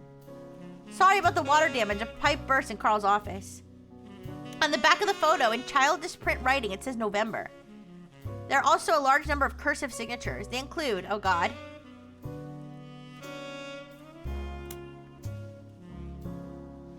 November is the name of one of the Rutries, by the way. So that's probably this kid. All right, Bonnie, next president Guy Hudson, Ernie Jr., Caroline, Gwyneth M., Gwendolyn, Miracle Jr., Jim Rutrie, Clark, Carl, and Eli M. All right. Let's get all these damn people. Okay. So okay, then what's this one? Shiva Candle. This photo was tucked inside an envelope with a letter beneath a candle in the corner of his office. The letter says, to Carl and Brenda, I'm sorry that you weren't able to attend the funeral. It's traditional to have it as soon as possible, and Ernie, more than anyone else on Earth, knew how busy your job came to be. I've enclosed a Shiva candle identical to ours if you'd like to pay your respects, though it's not expected for those outside the faith to do so. Ernie was a man of love, full of love, not only for his family, but for his family's legacy. He had an immense amount of pride for the work you three did together, as well as how Carl has carried on for him after taking over. As for myself, it is impossible to express my gratitude enough for rescuing us from the panic and burden of endless bills. Though we caught it too late for him to get on the donor list, the company took care of us beyond our wildest expectations. It went unsaid at the time, but Ernie and I knew it had to have been Carl that convinced the trust, and that it is no coincidence that it happened shortly after your visit, Brenda. Could Ernie have been the family member? Ernie could have been the family member, right? That was born out of wedlock, maybe? Up until the end, Ernie and I had to stay strong, especially for Nicole's sake. For Nicole's sake. Much love, Debbie. I'm just gonna highlight this. Debbie is Ernie's wife, probably. And their daughter is probably named Nicole. Oh, isn't there a Nicole Madsen? Yeah, that's gotta be Nicole Madsen. Alright. We could have never done that without the two of you fighting for us. Much love, Debbie. Alright, so I'm guessing this is Nicole and this is Debbie. Right? I think. Yeah, that's gotta be Nicole and Debbie. Alright. Alright, client returns. The Rutrie sisters... Can we get this guy's face? No? Okay. The Rutrie sisters and their parents died in a plane crash. Alright, we got all that. Alright. So, we got a lot of information from that. Let's get the other picture of Carl. This one. Alright. Now. So, I don't think I even finished putting in this guy. Jim Rutrie. I'm guessing that's James. What did they say his occupation was?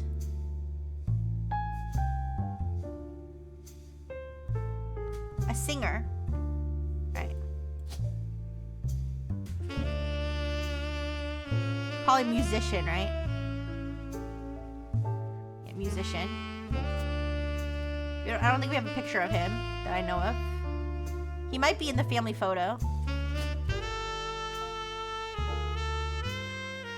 Man, if he's there, I have no clue which one he'd be, so we'll ignore that.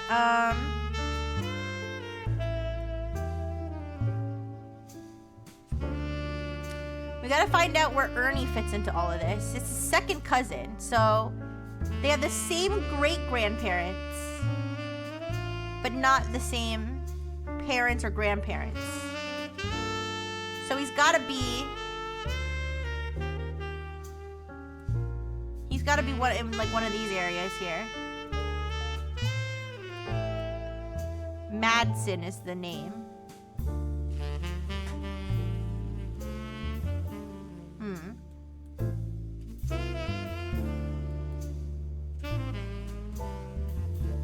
And then he has a wife, Debbie, and a daughter, Nicole. All right, we know that the Nicole, this Nicole is gonna be the other Nicole, not Madsen. Smith, Nicole Smith. There we go. All right, so we know she has 2 sons, right? We just don't know which is which.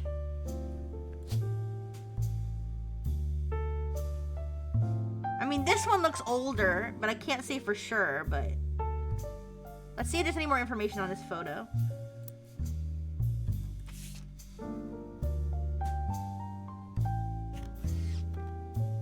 This is film school.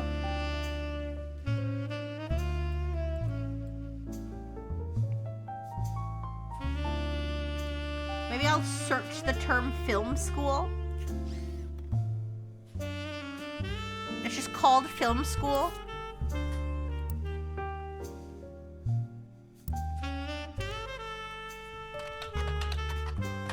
Nothing relevant. All right.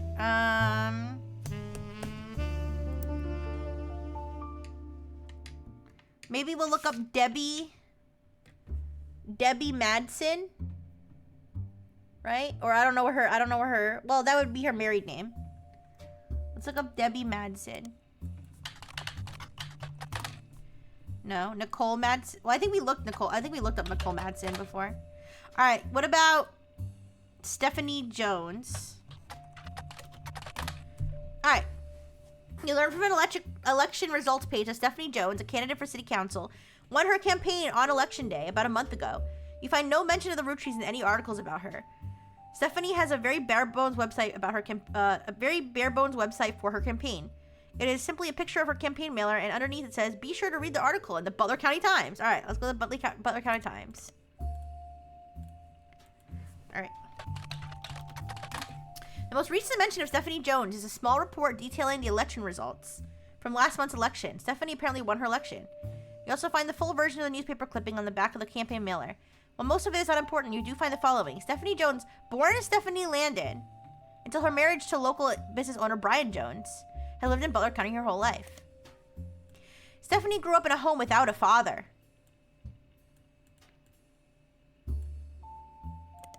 With my mother and her partner, I essentially had an entire female influence.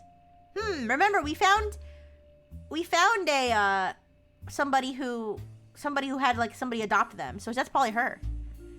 Okay, though she's a distant cousin of the Rootries, her mother Caroline, a local artist. Okay, well, I can't highlight that properly, so let me just put Caroline equals Stephanie's mother.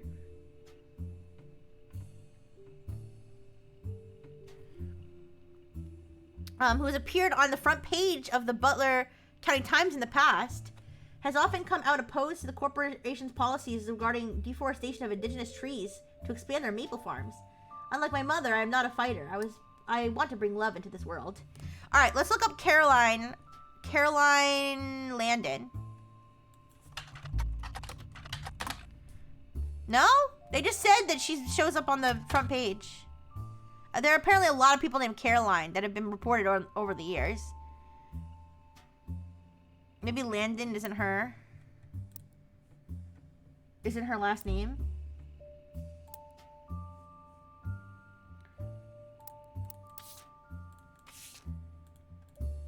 Let's see. Caroline Morden.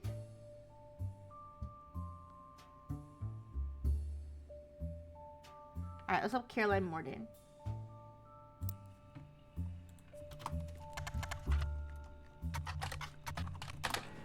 Alright, you find a cover story about local art installations, including one by Caroline Morden. There isn't much about Caroline as a person. This is mostly a listing of art in Butler County. She seems to get top billing. Accompanying this story, there's an image of Caroline standing beside a large metal sculpture of a mermaid. It is captioned, "Caroline standing next to her sculpture, Atlantis' Burden." This sculpture is one of the many works featured in her Her upcoming book, Self-Portrait, Art and the Beauty of Women. All right, is she lesbian? She's gotta be lesbian. Cause they said partner. They said with her partner, and then she has a self-portrait, Art and the Beauty of Women. According to a quote further down, Atlantis' burden is meant to symbolize a society split by indecision over whether women should be equals or something to protect. The picture on the front page has been added to your evidence. All right. Let's see if she looks like a lesbian. I mean, kind of. Could be. Alright. Image that accompanied a story about local art in the Butler County Times. It is captioned, Caroline standing next to the sculpture, Atlantis' Burden. The sculpture is one of the many works featuring her upcoming book. Alright, so I'm gonna say...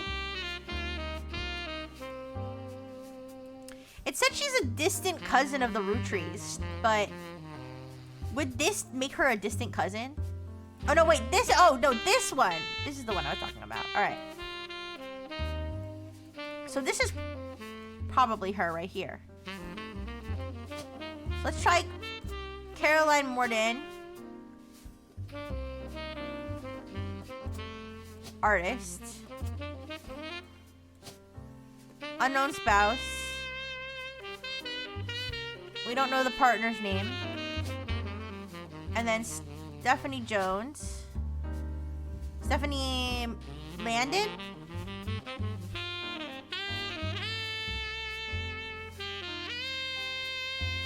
Oh, Mark Landon is probably her father's name. Okay, this is probably Mark Landon right here. And she is a politician. Or mayor? Politics. There we go. And then her husband is... I forget his name, first name. Something Jones. Brian Jones. It's Patricia Jones, but it's gonna be Brian Jones. And we have a picture of him. Alright. Alright, we got a lot done there. Let's look more into this lesbian lady. She has a book. So, but Caroline Morden. And we have the name of the book. Wait.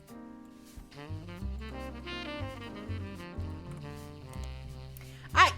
Published 1987. Softcover large. Art, photography, sculpture. Dedicated to Eloise and Stephanie. Who's Eloise? Oh, Eloise is probably her wife. Alright. Mostly black and white pictures of Caroline's art. The centerpiece is a series of full-color nude self-portraits.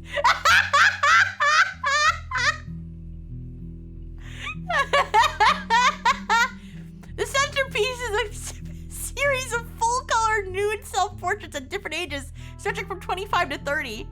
They certainly have not been added to your evidence. In the intro, Caroline talks about her influences. She was one of the youngest in her generation. And in her late teens, she felt betrayed when her sister Gwendolyn... Wait a second. I thought Gwendolyn was one of the, like, great aunts. Alright. Her sister Gwendolyn and cousin Bonnie gave up on their dreams to settle for boring men. Oh, God. Alright, so let's take this whole thing here. She's one of those... I'm sorry. She's one of those feminist lesbians that, like, she's only a lesbian because she's a feminist. Now, listen. I'm not saying that's a very common thing, but it is a real thing. Political lesbianism is a thing. Boo! We need to examine that evidence. It's like, imagine fucking posing naked in front of a mirror painting yourself. That shit should be considered a kink. Political lesbianism is a thing. That's when you're a feminist and you believe men are, like, inherently evil and you should never marry them, so you marry women instead. Anyways, I don't know why people do stuff like that, but... Alright. So, she betrayed when her sister Gwendolyn and cousin Bonnie gave up on their dreams to settle for boring men. She especially dislikes her brother-in-law, Dr. Wilson, who she calls completely bogus. Their marriages led her to double down on her passions, art and the environment. She even married a man who was the opposite of boring, which was an overcorrection. She comes out strongly against the Root Tree Company's effect on the local environment, and rues that she was not able to convince her father, Zach. So I'll just put Caroline, father, Zach. Father. My pen stopped working. This is a brand new pen. Come on now. There we go. Father equals Zach. To make changes to policy. She also explains that her marriage to Mark, so we got that guy already, led to the most volatile moments in her life, all negative. And the only good thing she ever gave was her. The only good thing he ever gave her was a daughter. Leaving them all behind for good has pushed her to pursue her true loves, art and the beauty of women. All right. So we got a lot of information there. I'm guessing this is gonna be Eloise. All right. Then her father, her sister is Gwendolyn. Oh wait, Gwendolyn Morden. Gwendolyn Morden, not Gwendolyn Rootry. Alright, there we go. She said they gave up their careers, right? So that would imply that she's a housewife, I think.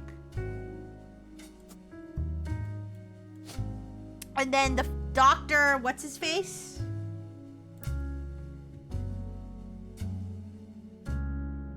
Gave up on their dreams to settle for boring. Okay, so, well, I'll leave housewife for now, but we can look her up later. Dr. Wilson.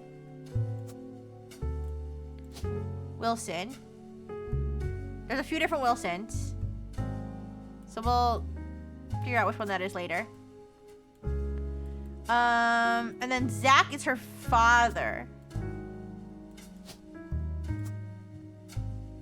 I think he's probably a Rootry, right? Maybe not. Let's see. Oh, wait. Never mind. Not Rootry. Morden. Zachariah Morden. Alright. I'm inherently evil. I'm a good boy by choice. Call me a good boy and I'm dead. Good boy. There you go. All the Frengineers are good boys. Alright. And her cousin Bonnie, right?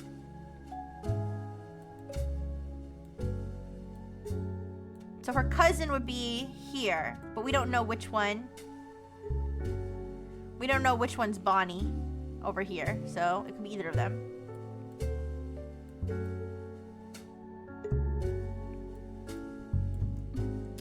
Do we have another picture of Caroline?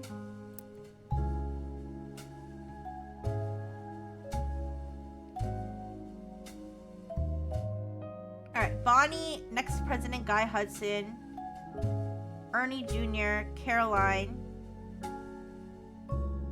Gwyneth M., Gwendolyn, Miracle Jr., Jim Rootry, Clark, Carl, and Eli.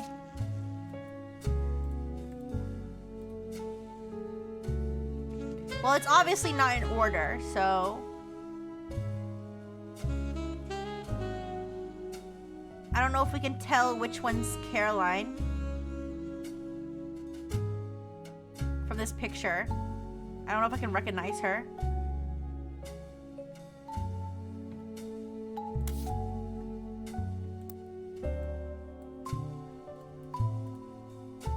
Oh, we have to verify her first. Okay, never mind.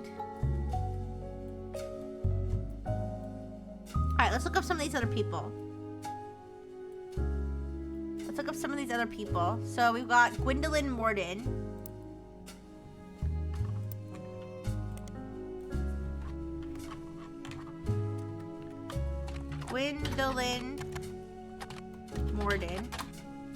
No, none. Zachariah Morden. Zach Morden. Mark Landon. Okay. Wait a second.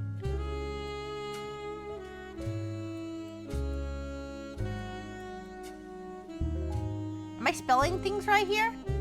Oh, Zachariah with a C. Okay.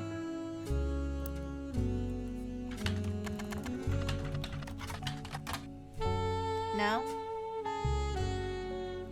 What about...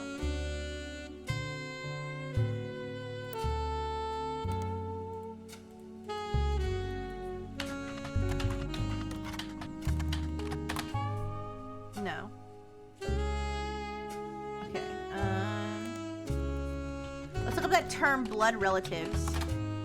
No? Alright.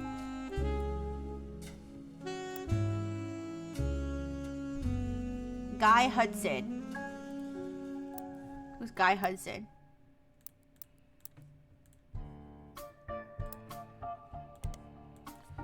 Guy Hudson. Fancy Flavors was an addition to the 5-piece product line for less than a year in 1979.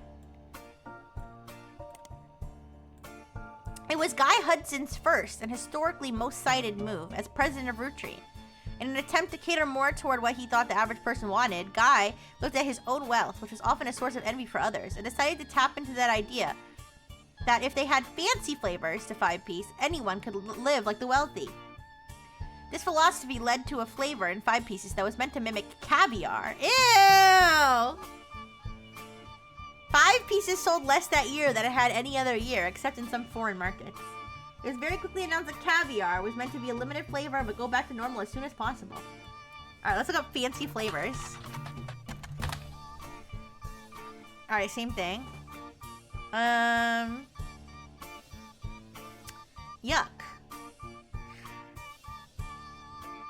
Alright, let's see.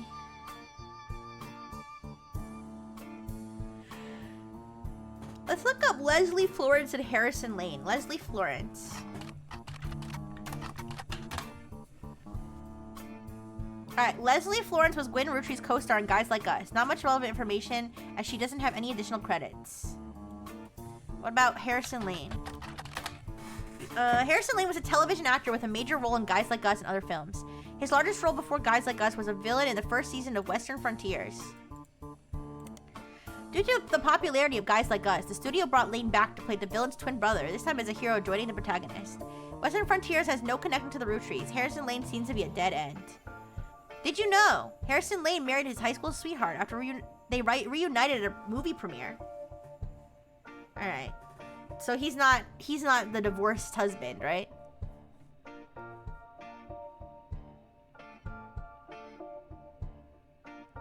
Can we look at Gwen Roottree again?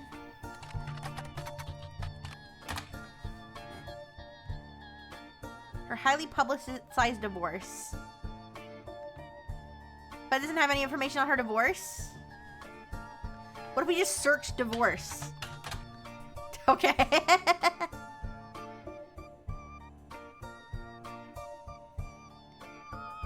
What if we search Paris? She was in Paris in that photo.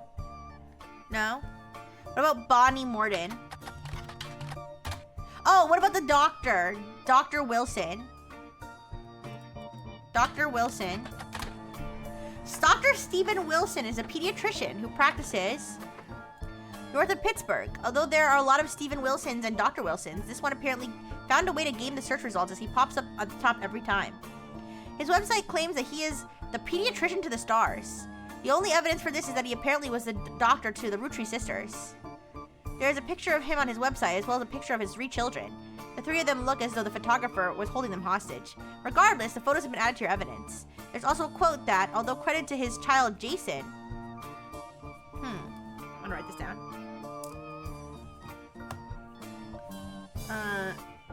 Stephen Wilson, son, Jason. Dr. SEO game on point. Yeah. My dad is the best dad in the entire world and treats every patient with world-class care. He will treat your children like he would me, my big brother, or my sister. All right, so we know Jason's not the oldest child. So we'll put not oldest.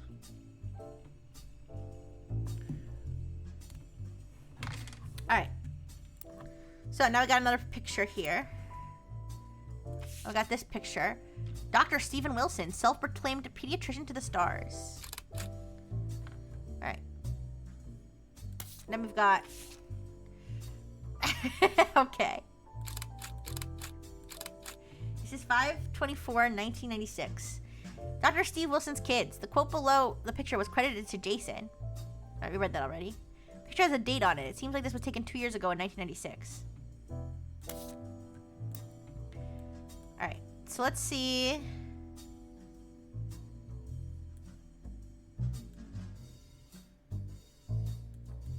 gotta be this one. Steve Wilson.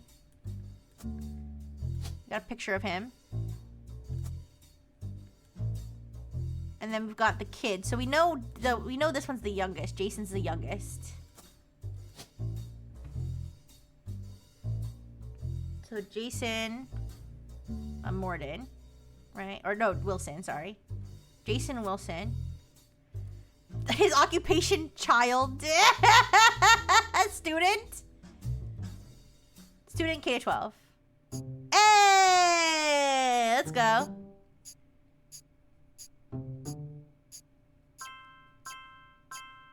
Nice. Nice. Hey! Hey! We got a lot done. Thank you for the burgers. Booyah!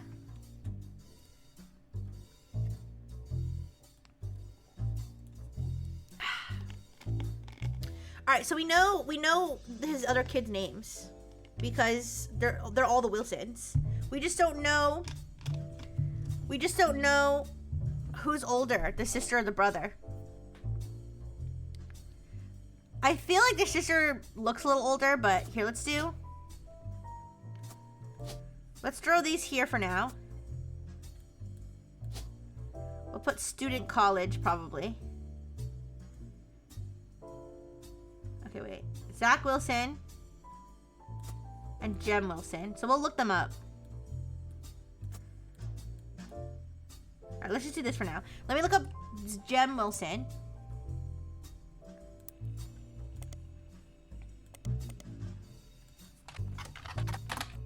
Nothing relevant. Let's look up Zach Wilson. Nothing relevant. Butler County Times.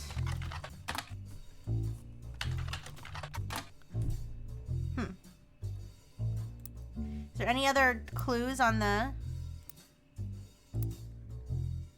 picture?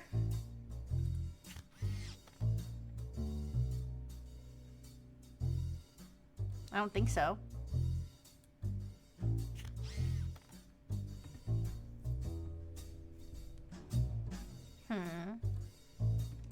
What about if we search Steven Wilson?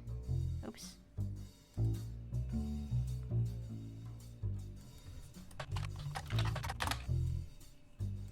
What if we search the phrase pediatrician to the stars?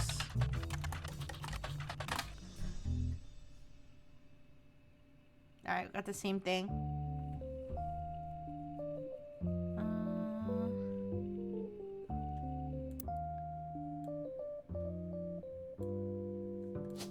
We could hypothetically put them both as college students and just hope that's correct.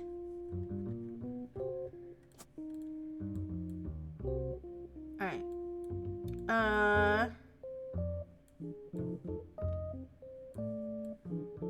Alright, what else we got?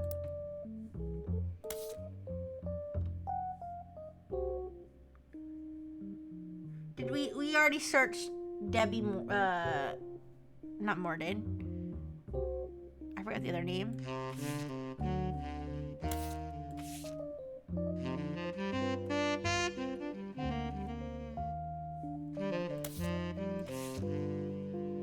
We got 5 more clues involved with this.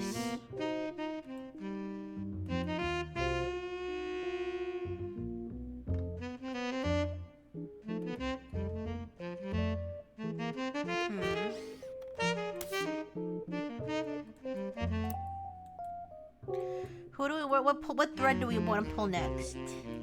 Find out who his father was? Oh! We could look up Elias Roottree. We could look up Elias Roottree in the business magazine. We didn't do that.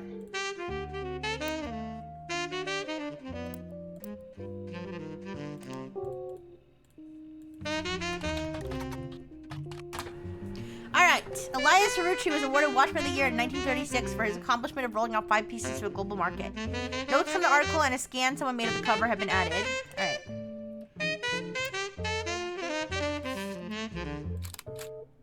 He looks even more inbred in this picture. Business Watch, Watchman of the Year.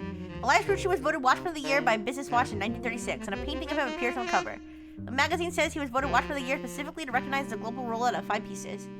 Inside the article is a timeline of 5 pieces. 1908. Okay, so now we're going to get a nice timeline of all the kids. All right. 1908, Elias forms the Rucci Candy Company after marrying his wife, who inherited a maple farm. During the period before 5 pieces, the company is barely profitable. 1909, Elias has a daughter, the first of 5 children. All right, so we'll put Elias has a daughter, first of 5 children. Here, I'll just put the date too, just in case that helps. All right. 4 more follow, leading to 1922. Elias invents 5 pieces. Each of the 5 flavors is chosen based on the initials of his 5 children, 1 flavor per child. 1924, 5 pieces are first sold in some Pittsburgh markets. 1926, 5 pieces are rolled out to all of New England. 1928, the new recipe and flavor is finalized, and the candy begins nationwide distribution in department stores and other shops everywhere. 1935, the Rucci Candy Company purchases every available maple farm in Pennsylvania in preparation for their global rollout. 1935, with the help of his son Elias Rucci Jr.'s architecture firm, a new industrialized factory and warehouse are built in Butler County. 1936, production is tripled and worldwide distribution begins. There's also a What's Next section that claims Elias is going to pivot to ensuring his company's legacy and that the Rucci Candy Company remains a family business. He plans to do this with the Clancy Trust.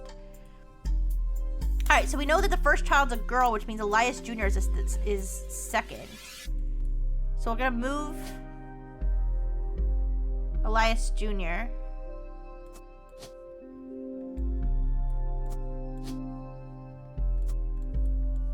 to here.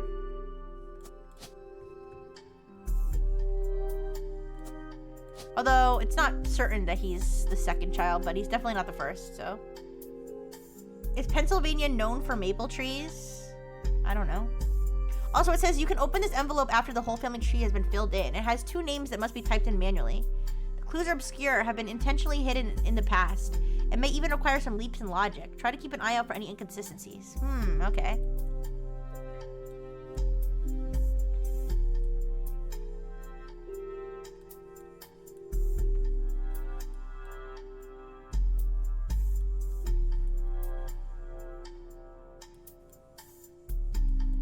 Alright, let's take a look at the 5 candies again.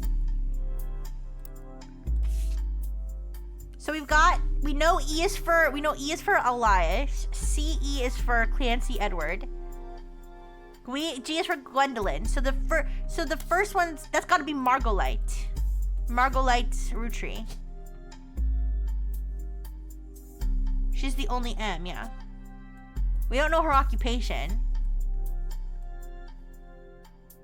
But we know she married someone with the name Morden. Right?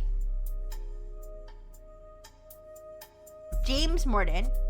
Okay, we can deduce this now. James Morden.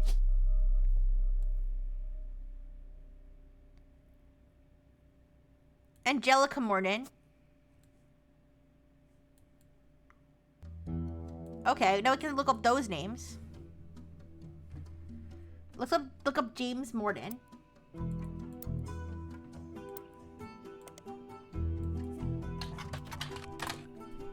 Nothing. Oh, I just remembered something.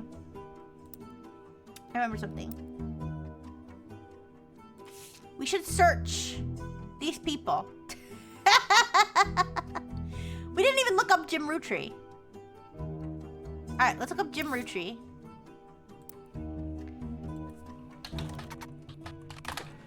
Jim Rucci's a singer who sings in the duo Jim and Diamond with his wife Diamond LaRue. The duo, according to many sources you find, is considered a one-hit wonder due to the disco song Rollin' On Down to the City. Alright. Although Jim writes the majority of songs, plays guitar, and often sings, Diamond is considered by fans to be the band's lead singer. The band never had another hit, but has its fans who refer to themselves as Diamond's Dazzlers. Diamond's Dazzlers? I think she's got 2 of those already. The rest of their music is more folksy and acoustic than the one song they were known for. Jim and Diamond have continued to release music through the 80s and the 90s. Other albums you find mentioned are Cherry Tree and Sound of Laughter. Jim has become a bit of a recluse and hasn't made a public appearance since 1996. All right. So, that helps. Now we've got a picture of him, right? We didn't look at the picture. All right, we got a picture of him. Rolling on down to the city, Jim and Diamond. As seen in MMM. What's MMM? I'm gonna write down MMM. As seen in MMM, only the great-grandson of Elias Rootry could make disco this sweet. Peter Janowicz, I think that says. I'll write that down in case that's relevant. Peter Janowicz. Alright. Rolling on Down to the City was barely a top 20 hit for a few weeks in 1979. According to the liner notes, it satires how part of society was content to remain indifferent to economic inflation and civil unrest in the Middle East, unless pop culture tricked them into caring. Somewhat ironically, listeners didn't seem to pay attention to the lyrics enough to trick them into caring. Instead, most of it came from roller discos.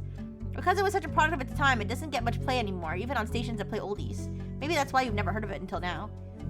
The image is from an auction for a sealed copy. It has a sticker that says, only the great-grandson of Elias Rootry can make disco this sweet. It's credited to Peter Janowicz. Okay, there we go. MMM. Music and lyrics by Jim Rootry. Vocals by Jim Rootry and Diamond LaRue. Jim Rootry is on the notable Rootry's list. Alright. The lyrics of the song contain no clues.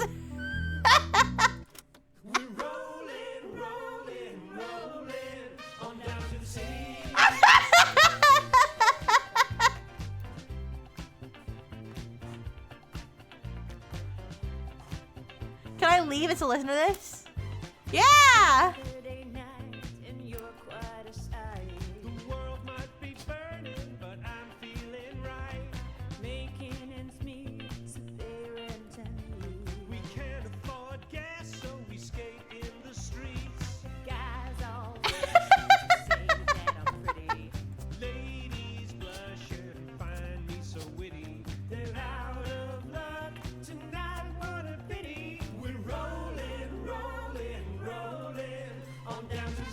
Alright, so we know the two children here are gonna be the Rootry LaRue, but we just don't know the order. Let's look up Jessica Rafferty LaRue. Wait a second, Rafferty? Who's Rafferty?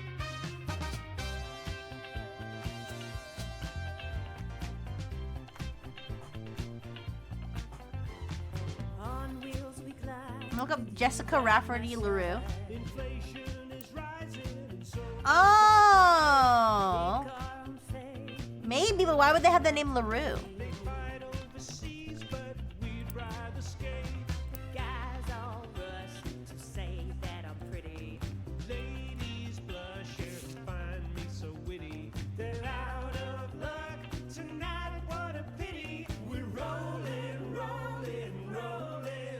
Rafferty LaRue.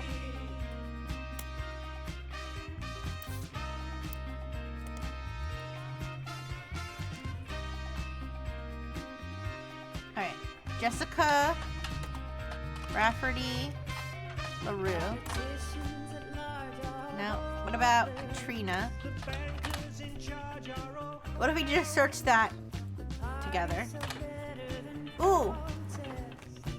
A website about Raffertunes.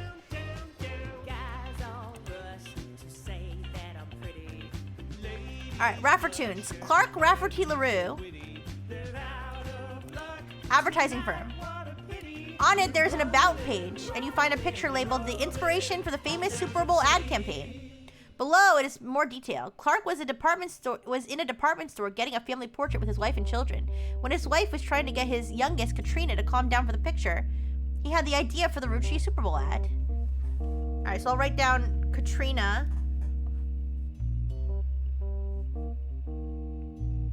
Youngest, Katrina Rafferty LaRue. Okay. Why is the music going so hard? Because does. Only a Rutri, only the grandson of Elias Rutri could make it sound so good. Oh, okay, we got a whole family here. All right, you found this photo on the Raffertoons website. It was labeled the inspiration for the famous ad campaign. Katrina.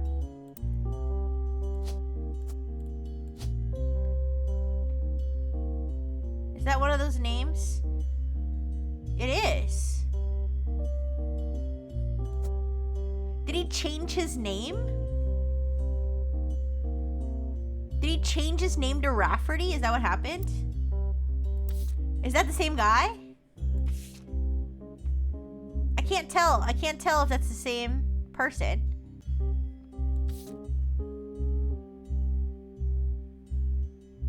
He may have changed his name.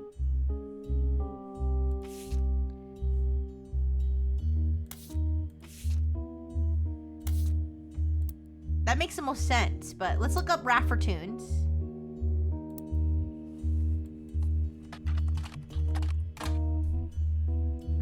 How about Clark Rafferty LaRue? Same thing. Let's go Clark Rafferty. Okay, a few fan sites for the band Jim and Diamond seem to mention that he used to make music with Clark Rafferty. They mentioned an album called These Times.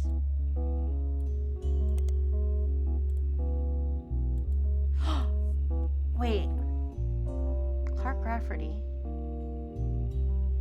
Well, if Diamond LaRue wasn't a descendant, then these wouldn't be the kids that are out of wedlock, because it would be if they were her kids and not his.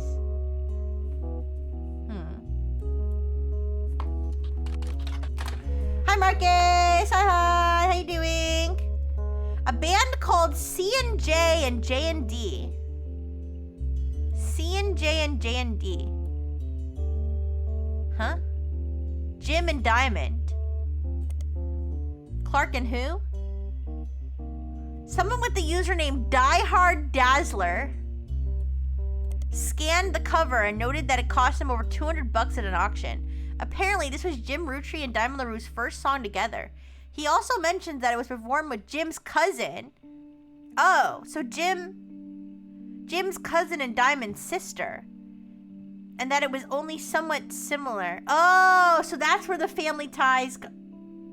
Where am I? Ooh.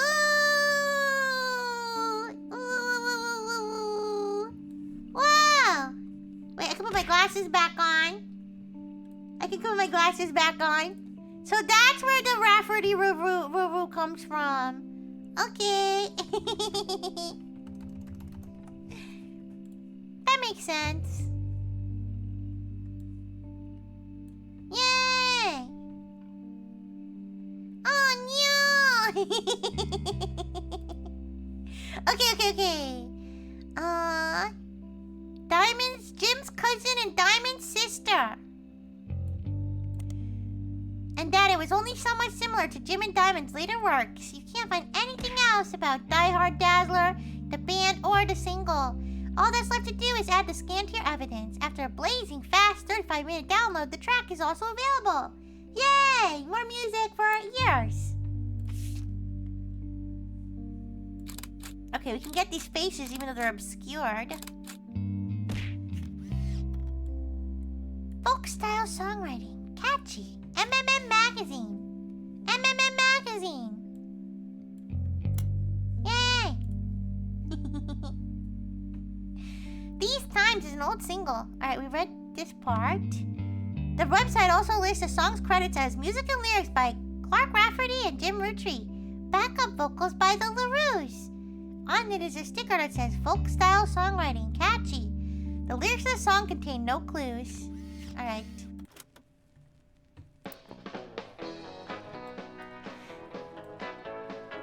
Okay, so his cousin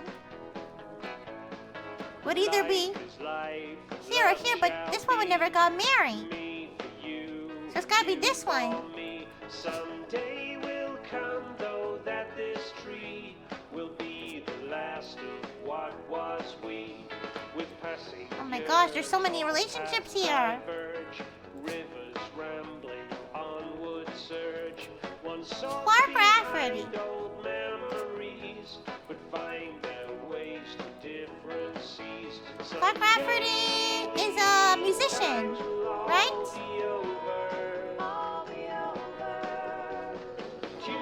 They don't have like songwriter. I do musician.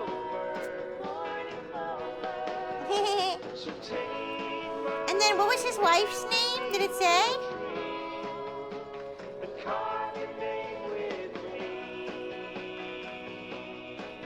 I don't think it said what his wife's name was. Well, it would be Rafferty LaRue. Right? So I guess it would be Jane LaRue, Kim LaRue. Oh, Dean. Okay, let me look at the hint again. C and J and J and D. C and J. Jane. The one with the brown hair, I think. And then they had the children.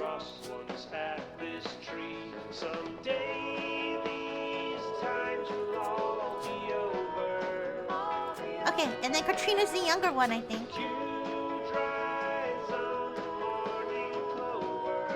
Katrina, Jessica.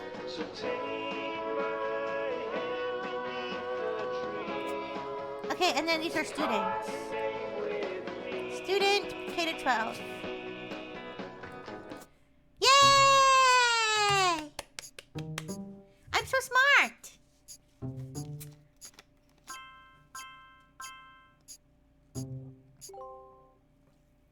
I didn't get Rafferty wrong? I didn't get Rafferty right?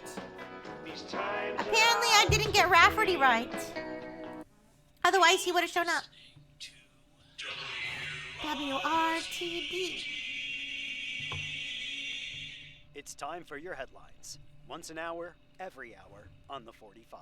It's a bizarre development to an already tragic tale. In the wake of the accident that took his life, some of Carl Roottree's belongings have apparently gone missing. Oh, Most no. notably, a framed photo of the Roottree family from the mid-1970s that Carl had on his office wall. We interviewed a local psychologist about who would do such a thing and why. For that article, search online for WRTD News. WRTD Again, News. that's WRTD. WRTD. I wonder who could have stolen it. Surely it wasn't the lady who is having me do all this, right?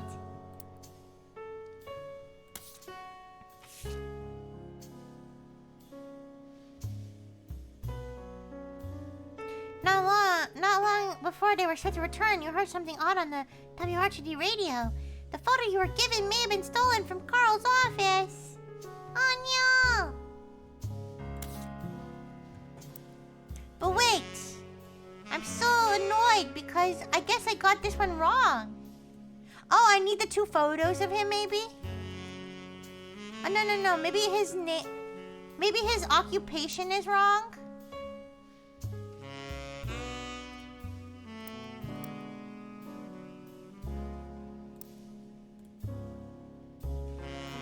Maybe I got his occupation wrong.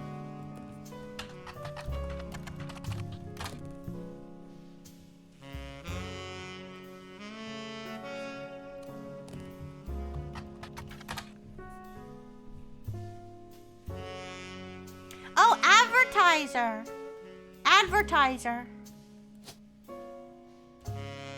Advertising, there we go. Alright, now I got it fixed. And apparently I didn't get this one right either. I guess I didn't get this one right either.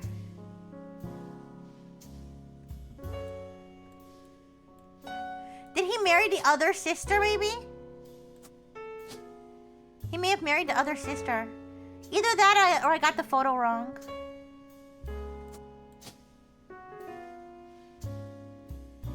I don't know who's who here. Let me look at the picture again. Not that one. This one.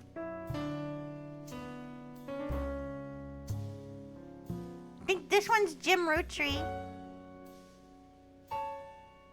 So maybe this is Diamond? Okay.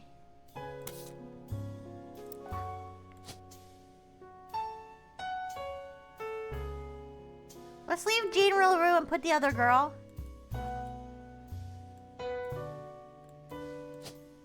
And put this girl here.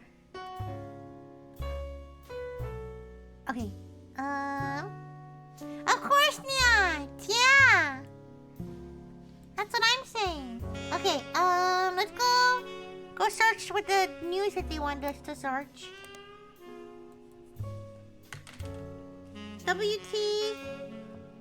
WRTD News.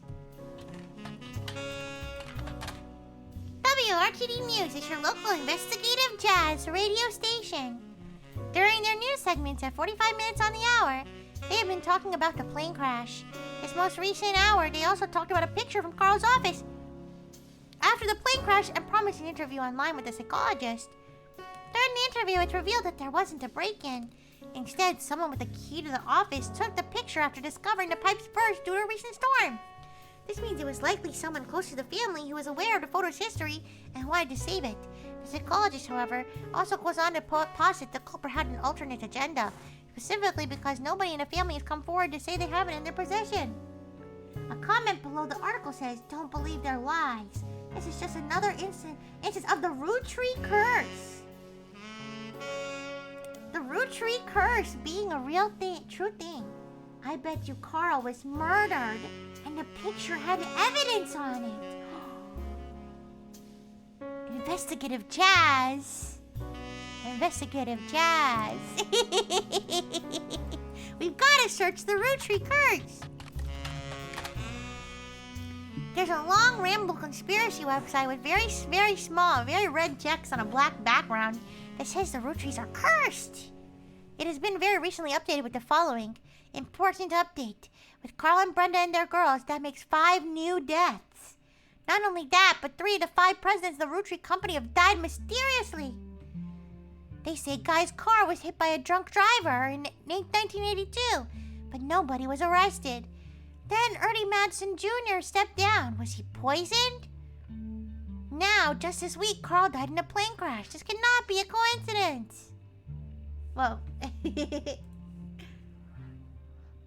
I mean, didn't that Ernie Madsen guy have cancer? I'm pretty sure that was not the Roottree curse, but I mean, that could be, but I don't know about poisoned. All right, let's just grab all this for a sec.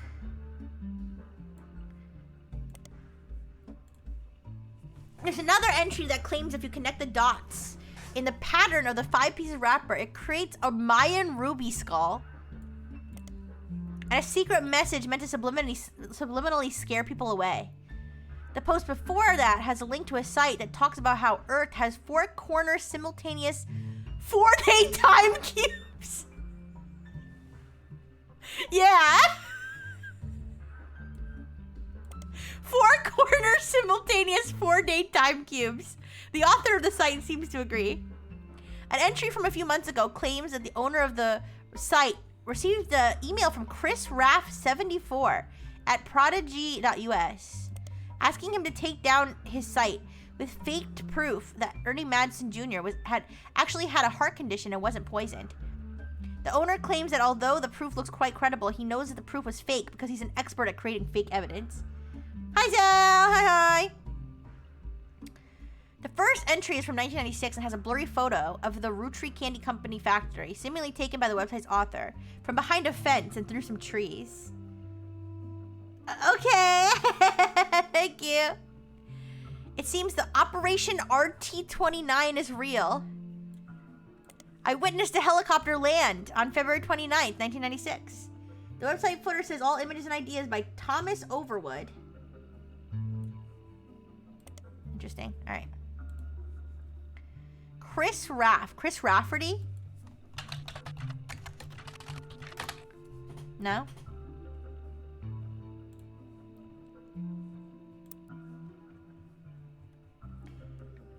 Okay, have a good night, Zell. Have a good night. Thank you for stopping by. Thank you, thank you.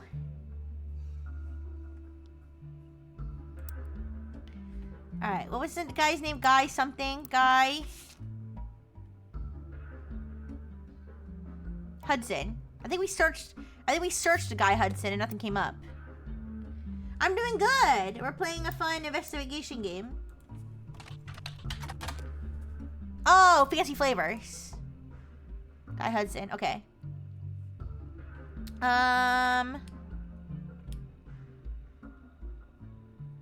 Let's search Operation RT29. I don't know if this is just like crazy people rambling that we're not supposed to pay attention to. Ooh, you find more conspiracy websites. Here we go. 200 is one too many ponies. Hey! No, I think 200 is the perfect amount of ponies. Alright, you find more conspiracy websites. Some people out there claim the root trees are changing the candy recipe to include more and more chemicals, and that this was done in cooperation with bad actors from an unknown government.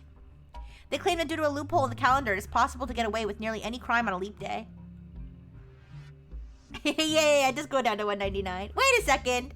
It was still 200 yesterday. What gives 200 ponies? Was that the real 200 ponies playing Jackbox with me or an imposter? Anyways. So long as it isn't discovered until the day is over, and that every 4 years in a leap year, the Root Tree Company hosts a meeting with foreign agents to conspire to poison our children. Their proof is that Root Tree candies contain polyglycerol polyricinoleate, an ingredient of the candy that wasn't there when it was first released. It's like someone gives me 199 ponies, but 200... I'm pissed. 201 is kind of funny again. Okay. I think you need to get some good sleep. Bye, Donote. Thank you so much for stopping by. I had fun. See you later. Bye, bye, bye.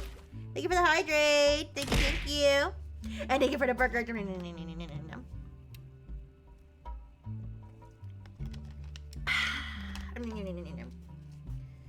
a second. I gotta scratch my back.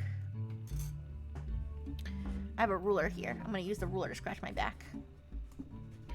Tool use. A sign of intelligence in animals. Okay. The ruler's like too wobbly. Right there. Yeah.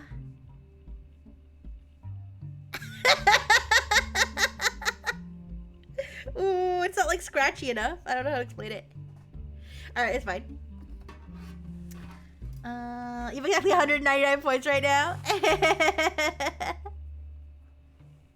Okay. Let's see. They claim it was added in an attempt to addict people and eventually induce mind control. I ever use a wall to scratch my back? No. Maybe I should try it. Alright, the website claims to sell pills that counteract this effect for children that have already eaten Root Tree candy in the past. Flaccid ruler, yeah. You do an additional search for polyglycerol polyricinoleate, and it seems to be an emulsifier in chocolates approved by the FDA and widely used across many products. All right. What else we got? Thomas Overwood.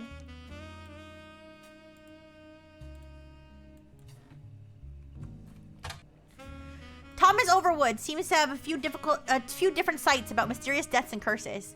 In addition to the Root Tree Curse website, you also find one about the truth about Spirit Cola, which claims that Spirit really stands for Satan's plague is returning to 2000, and that in the year 2000, anyone who has drunk Spirit Cola will die. Another website is Stock Markets and the Devil's Numbers, which claims that if you multiply any stock's price by 666 and also multiply the current year by that same stock price, then add those two numbers together and divide the entire total by the stock price, and finally subtract the current year, you'll always end up with 666. Yeah. Yeah, that's how math works, buddy. All right. Let's search Spirit Cola. Spirit Cola is a carbonated drink only found in the southern U.S. It comes in various flavors, including lemon, lime, and cherry. None of this seems to have anything to do with the Root Trees. Okay. We never looked up MMM Magazine. Let's look up MMM Magazine. MMM is abbreviation for Modern Music Monthly, a magazine from the 40s to the early 80s. It went out of business due to high competition from much more major publications. All right. Let's go, sir. Goodbye, Rubber Duck. I didn't even mean to click that. Alright. Let's search modern monthly music for Rafferty. Jim Rafferty. Nothing relevant. What about Clark Rafferty? Alright, a section of the magazine called Skip It or Flip It has short, pithy blurbs about new records. An album called These Times is listed under the Skip It column with the following. These Times, a new single from C&J and J&D. Clark Rafferty, Jim Rutry, and two of the LaRue sisters. Amateurish folk-style songwriting is catchy at times, but ultimately doesn't do anything new. Alright, what was the name of the other album? What was the name of the, this one? Rollin' on down to the city. Did I put the guy's name in wrong? No, I put it in right. Jim Rafferty? Oh, no, not Rafferty. Jim Rutry. I'm so stupid. Jim Rutry.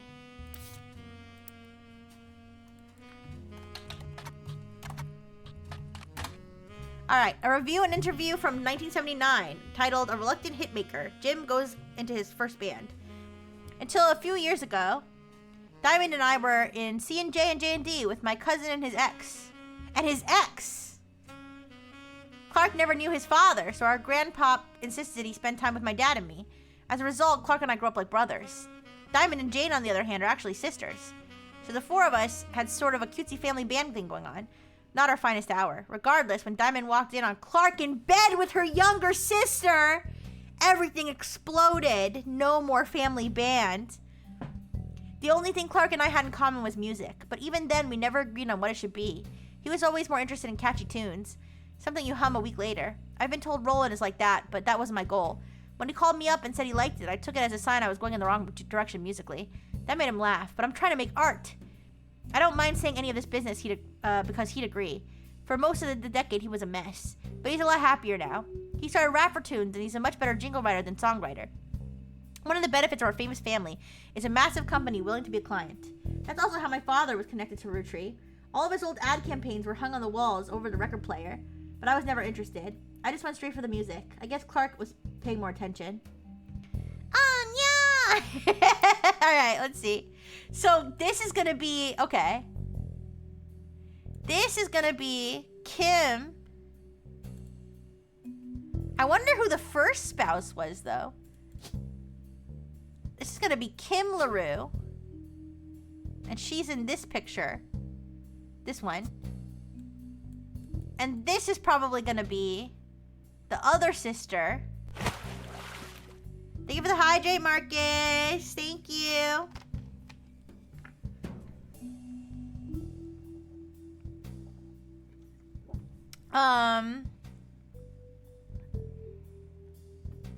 Where is she? Jane LaRue. And she's in this picture? Not 100% sure which sister is which in these pictures, but it's okay. Hey, thank you for the hydrate, Marcus.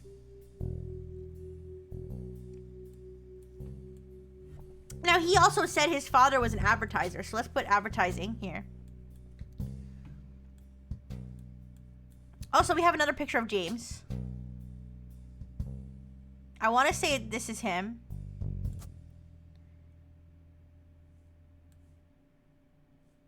Well, it's hard to tell. It's hard to tell who's who. Maybe this one's him. Wait, maybe this one's him. Their kids are blonde, but maybe this is him, and this is her, and this is her. I don't know. We'll find it out. Okay. So we found a little bit more.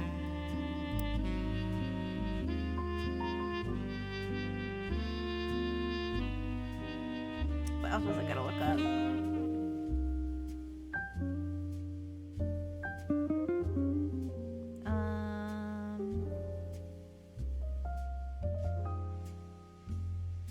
Clark Rafferty LaRue.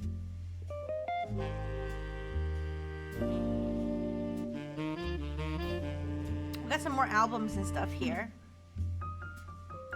Cherry Tree was another album.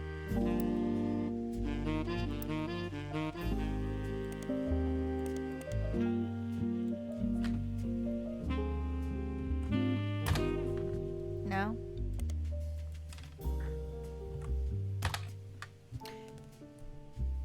Cherry tree is a pretty generic general search term. Perhaps unsurprisingly, you find lots of results from foliage. Alright, Sound of Laughter.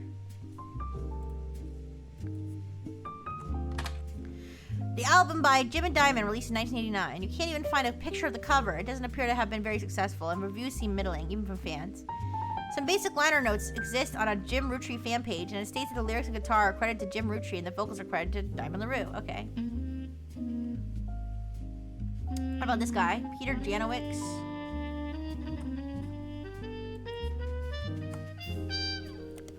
Peter Janowicz seemed to be a music critic. You find him mentioned on a fan website about a band unrelated to the Rootrys. He used to work for Modern Music Monthly before the magazine went under.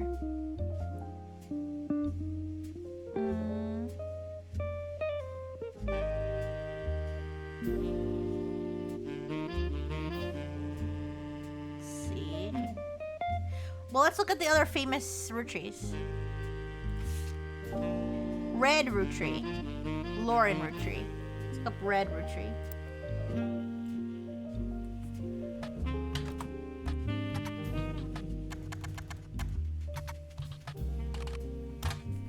Find information on a website about strange historical facts. Aloysius Herring Rootry, aka Red.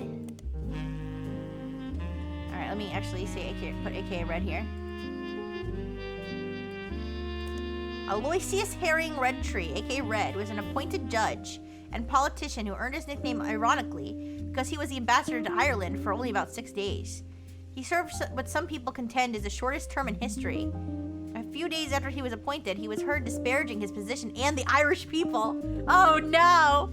He then tried to run for state senate. He claimed to be related to the Rootry Candy Company in a newspaper, but it came out that his last name was merely a coincidence.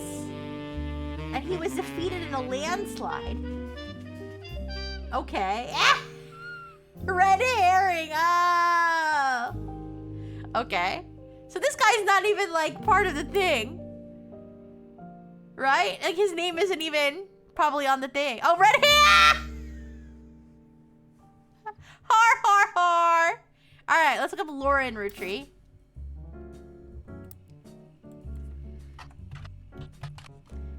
That's pretty funny.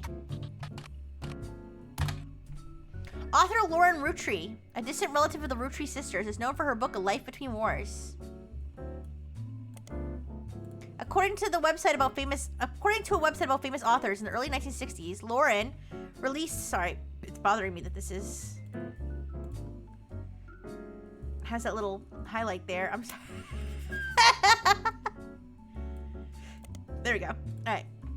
According to a website about famous authors in the early 1960s, Lauren released a few romance novels under her married name, Lauren Rafferty. Rafferty? It's a little fanfare. What? Oh, that could be his mother. Okay. That's his mother. Not. I was like, wait, he married his own. No, that's his mother. When her publisher learned she had been keeping diaries about her famous family, they insisted she release them under her original name, Lauren Rootry, to take advantage of her family's notoriety. The selection of diary entries, released in 1965 as A Life Between Wars, spans from the untimely death of her husband in World War II to coping with the post-war world as a young widow and mother, as well as her perspective on changing times and socialites all the way through the entry into Vietnam. While the content is not considered particularly relevant to modern audiences, it has found new life as an exercise in high school English classes to show an evolution in writing style and for a look into life in previous generations. My tism's showing. Why? What did I do? Oh, because I didn't listen. It was annoying. After the success of her diaries, her publisher re-released her romance novels under the name Lauren Rootry. It included Romance in the Court, which gained popularity.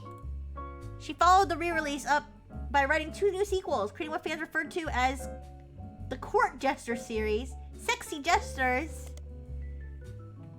You find no recent details about Lauren, although she is listed as retired. Alright. So. That's gonna be her here. We don't have a picture of her. But we can put Lauren Rootry. Is retired an occupation? No, so we'll put author. Alright. Rafferty. Who else is the Rafferty name? Jacob and Chris. So we don't know which one. We don't know which one. Alright. So we can look up her book.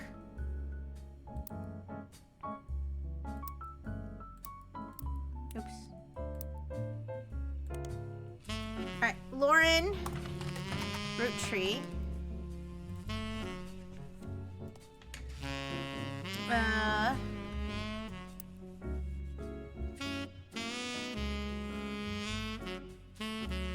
A Life Between Wars. Alright, published 1965. Hardcover, student edition. Republished 1993. Nonfiction. It seems you've hit the jackpot here. This is a book occasionally taught in schools. You can find a hardcover edition for students. It has full-page, high-quality pictures in it. A summary of the contents of the book, photos, as well as some particularly relevant entries from the diary have been added to your evidence. 7 pieces of evidence? Holy! Alright. A Life Between Wars. Excerpts from the diaries of Rootry. Lauren Rootry. Captures the... Oh, Butler County Times. Captures the evolution in perspective from adolescence to adulthood. Below are notes and observations you made while skimming through Lauren Rootry's diary pages in A Life Between Wars. Lauren Rootry is one of the notable Rootrys listed in your evidence. The book was published in 1965 and consists of diary entries that stretch from 1940 to 1965. The most important event that much of the diary and Lauren's thoughts revolve around was the loss of her husband, Jacob. Alright, so we know that her husband's name is Jacob. Jacob Rafferty, I think. Thank you for the hydrate, Adora. Thank you.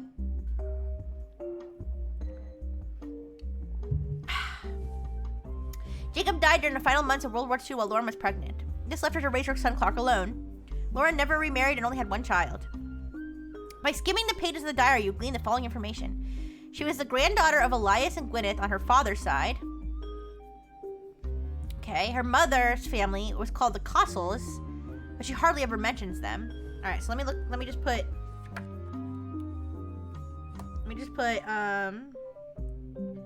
Lauren, mother, Cossels. Her father, who she always referred to as Pop, was the head lawyer for the Rootry Candy Company. Oh, so her father equals Clancy. And helped write a legal document called the Clancy Trust. It's clear from context that the Rootrys have internal shorthand names for the different generations of their family. Lauren uses them often. 5 pieces, the first generation children of Gwyneth and Elias. Lauren's father was in the generation. The next generation is Lauren's generation. The Free Spirits, the generation after Lauren's, including her son. Ooh, okay. That gives a clue because that photo is called the Free Spirits. Okay. So there's more notes here.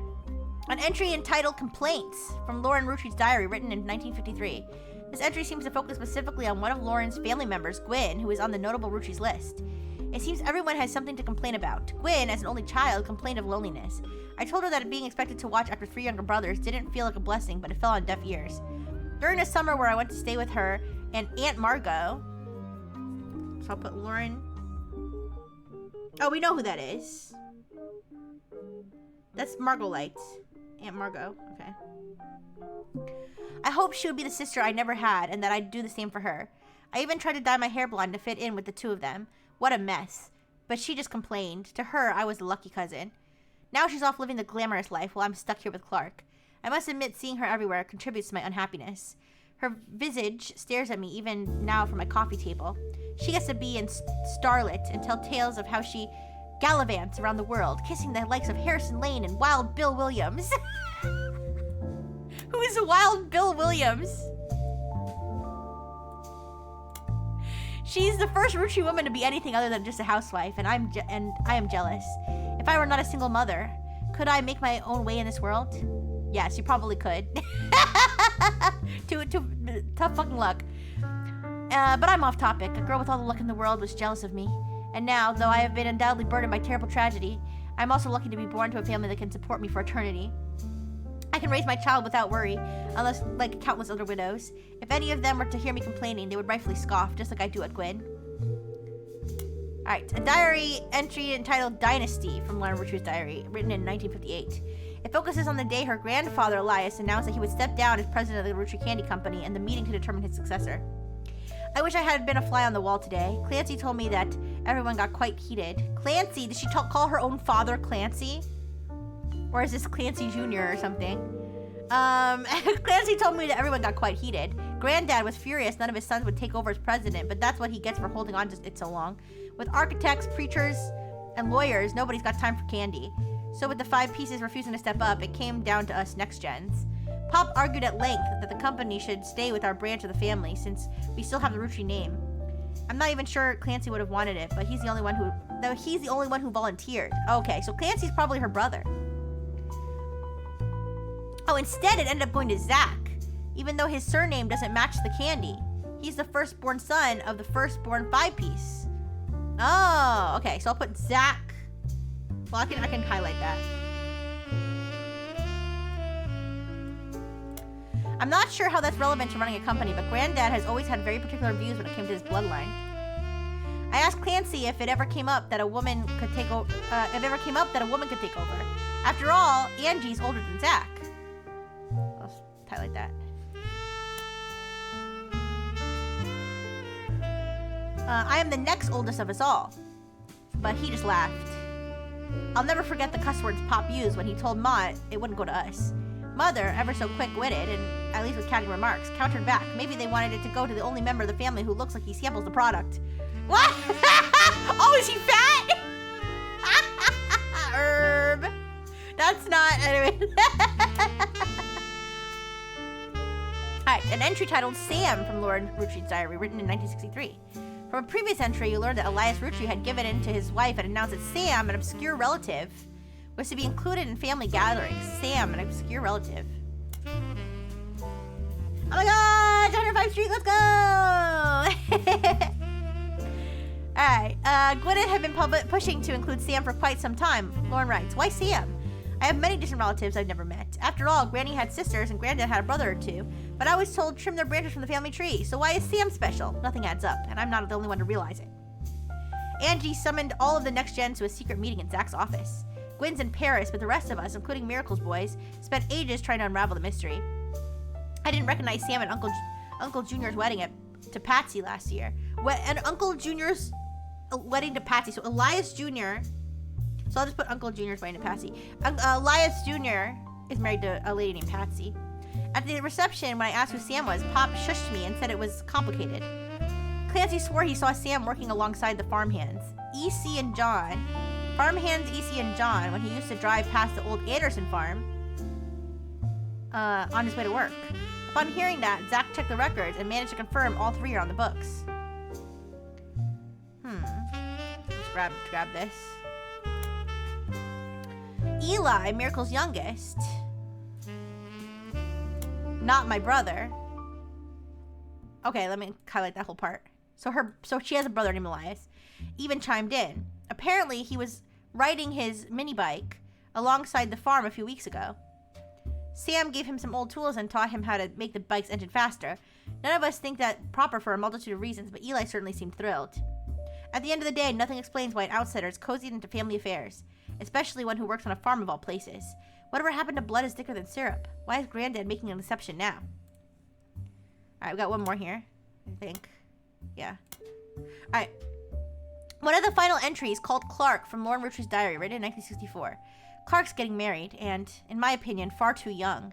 He's barely 18, for God's sake, and Danielle isn't much older. Danielle, I'll put Clark, first wife, Danielle. Okay. But openly confronting them would make me a hypocrite. After all, Jacob and I got married at 16. Clark, like the rest of his generation, is a free spirit. What else do you call a group of kids growing up with more money than any one person can spend? If my blood is thicker than syrup, I'm in need of medical help. Yeah. They all aspire to be musicians and artists and dancers and all sorts of nonsense. But the only one who has any discipline is Carl. But that's because Pop forced Clancy to send him to the academy. Wait. Carl. Pop forced Clancy to send him to the academy. So I'll put Clancy's son, Carl. Okay. Maybe I'm just getting old, but our generation was never so bad. My brothers all seem... You were a teen mom. Shut the fuck up. Shut the fuck up. My brothers all seemed to pursue passive knowledge, and the most rebellious thing any of us ever did was bring home someone who would be illegal to marry if we lived anywhere south of Pennsylvania. Oh.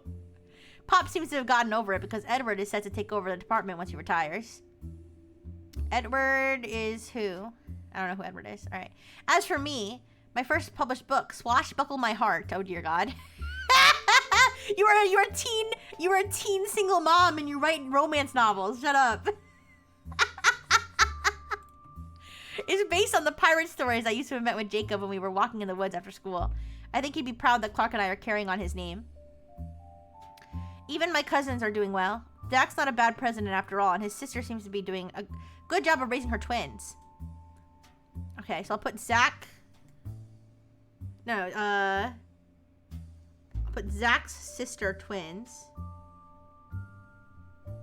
I think we have the sister's name, but I forgot at the moment. Gwen is Gwen, but at least she came out of the divorce with her head held high. She even told us she might come home next year so we can meet her kids. But the free spirits, in any other family, they'd all end up on the streets. Even Clark. Okay, let's look at the other evidence we got. We got this picture. Alright, Lauren's diary contains some labeled picture. This is the 5 pieces. Oh, so this is all 5 of the kids. Caption, this picture was famous in our house. Pop even had it framed. That's him on the left. Alright, so this one's Clancy Edward. It was taken in 1935 to celebrate the move to the new warehouse that Eli Jr. designed. Angie and I both wanted to be in the photo, since Miracle was in it and the 3 of us were all about the same age. We were told only the 5 pieces, which really didn't go over well, to say the least. Eventually, I suppose to stop the tantrums, they posed us in front of the camera with Mr. Morden, who was there with Aunt Gwendolyn. Gwendolyn Morden. Alright. I found out years later they never even took a second photo. Alright, so this is Clancy, this is Elias Jr., and this is Miracle. I'm guessing this is Margot. And that's Gwen's mother, probably. Alright. We got so much information from that. Holy shit. Alright, so we have a photo of her. That's her. Then we got Jacob. Jacob Rafferty.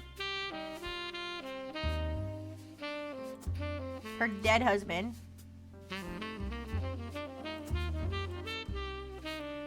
And then Danielle. Is there more than one Danielle? No. Danielle Franks. Alright. Now, so her father, we got right here. Clancy Edward Roottree.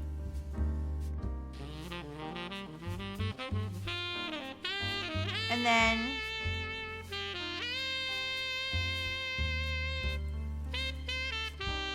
Alright, so we have this all in order. We have this all in the right order.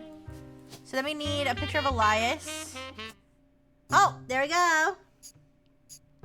Guys, I'm gonna wrap up soon, but I'll fill in everything we got from Lauren's diary, and then I'll go.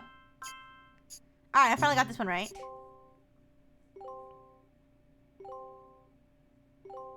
Okay, perfect, perfect. I got the LaRue's. Perfect, got those pictures too. Nice. Booyah. Oh, what's that? Phone call. So, you may have heard the news. Some of Carl's things have gone missing. That includes the pictures and mail I brought you earlier. I promise I didn't steal it. But I did borrow it. I'll return it once we're done. Let me deal with my family in the meantime. Oh, I guess that means I've officially confessed. I'm a Roottree. Which one? I assure you I have a reasonable explanation for the secrecy. I'm about to do something big the family doesn't approve of. Uh-oh. If you could just wait a little bit longer, I'll tell you more. In person. I'll return after 15 more blood relatives. Alright, lady, whatever you say, as long as you're paying me good. Alright. Excuse me. Alright, so I'm gonna say she's a housewife.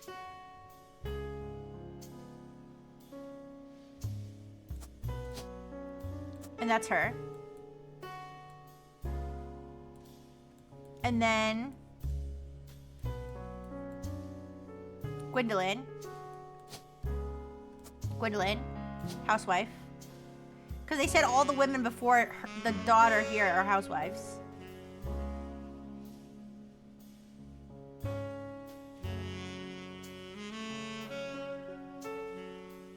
Okay, housewife. Miracle. Here. Alright. And then I don't know what his wife's name is still, I think. Zach. Who's Zach? Alright, Lauren's mother, Kossel. Alright, Sarah Kossel. We got a picture of him too. Alright. Father is Clancy. Aunt Margot, Clark's first wife, Danielle. Got that. Clancy's son, Carl. Clancy. Oh, Clancy's, okay, so Clancy's the father of Carl. I don't think we have a picture.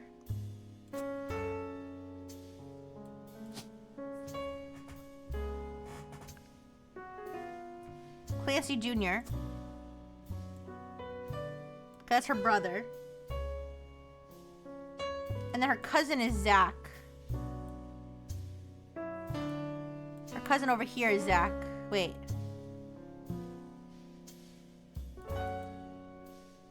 Yeah. Oh, we have Zach. Okay. And his sister has twins. So these are twins. Okay. And then we have some highlights, I think. Eli, Miracle's youngest, not my brother.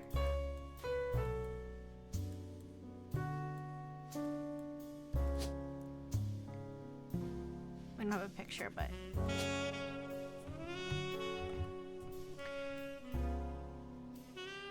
Elias C or Elias M. Probably Elias M. And then...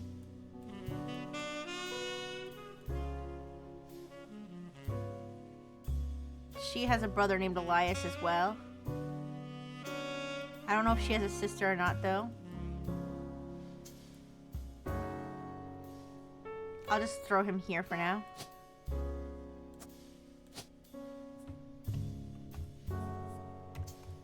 Oh, whoops.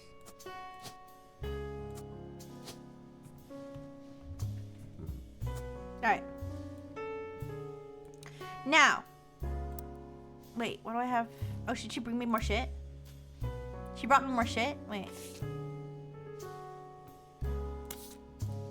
What's this? Oh, Lauren's diary contains some labeled pictures. This is the next generation. Caption, an attempt to recapture the spirit of the 5 pieces photo with our generation.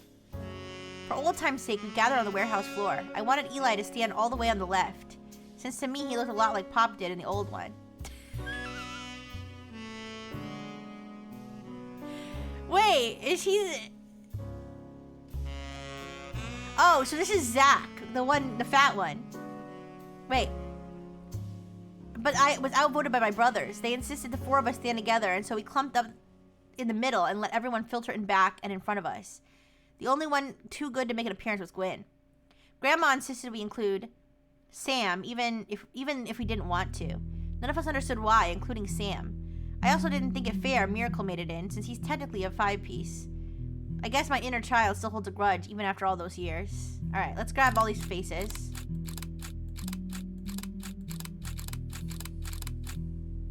We gotta figure out So I think this is Zach. Let's see. They insisted the four of us stand together. So we clumped up in the middle and let everyone filter behind and in front of us. So is this Lauren? This is Lauren. This is her brothers. This is probably Clancy. This is Miracle. This is probably Miracle's son. Oh, never mind. Wait, yeah, Miracle's son. Okay. Completely different than the original. Yeah. Yeah, it's correct. Alright, so. Let's try to put all those together. So we got the fatty. Zachariah.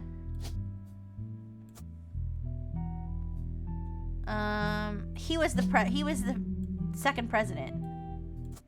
Hey! Why? Yes! I literally was able to identify him by his fatness. Him being fat was the clue. Alright. So we got another picture of Lauren. This one. Please do not ignore his girth. Alright. And then we've got Clancy Jr. Thank you for the hydrate. Thank you. Now we've got Elias and then somebody else. We don't know who's who. So it's one of these two brothers. Also, I still have a photo I need to place. This one. Alright. Gwen's not in the picture.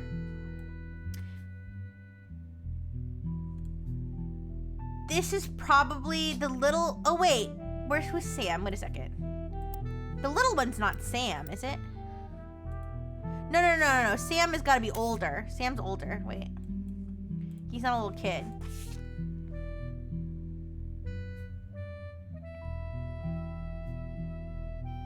Who's Sam? Wait a second. Oh, she might have a sister. Wait, no. Wait a second.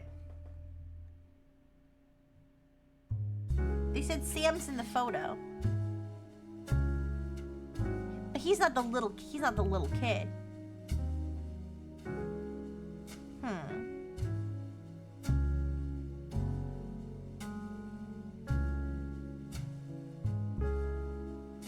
So this one's Zach. This one's Clancy. This one's her brother. This might be Sam.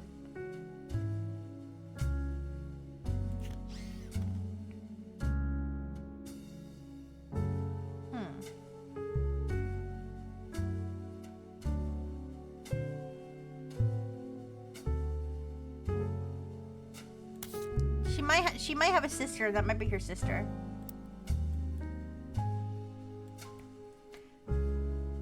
I think the little kid is probably Miracle Jr.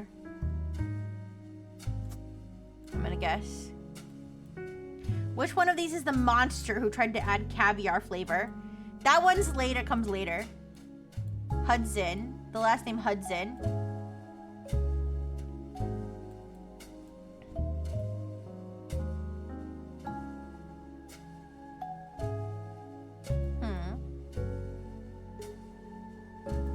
Could this be Sam, maybe? I don't know. No, it wouldn't be.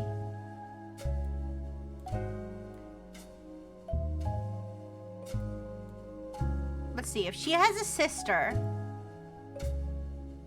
If she has a sister, then this could be her sister or this could be her sister. No, this could be her sister. Wait, there's... Another... Okay. This is probably her, I think. And she's a housewife.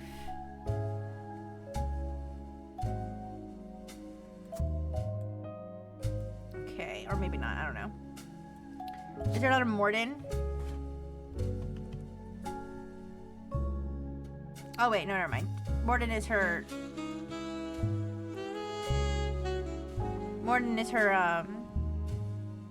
her maiden name. Alright. She said Angelica was the oldest, right? Wait.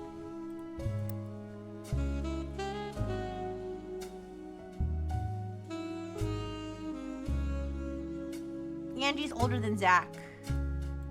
Yeah, okay, so that's Angelica right there.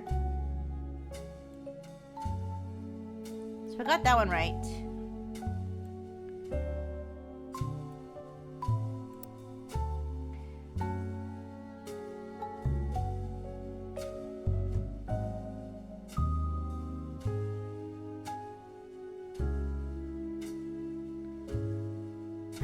Uncle Junior's wedding to Patsy. Patsy.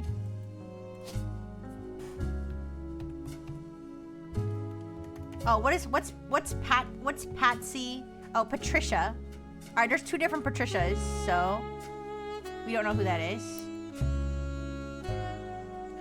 Clancy swore he saw Sam working alongside the farmhands, EC and John, when he used to drive past the old Anderson farm.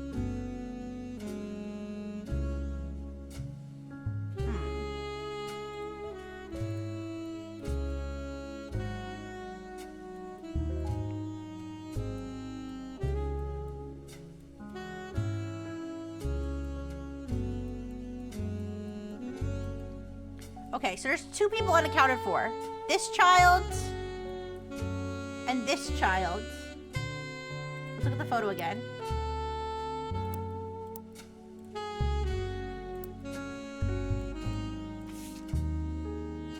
So we got Zach, Miracle, Lauren.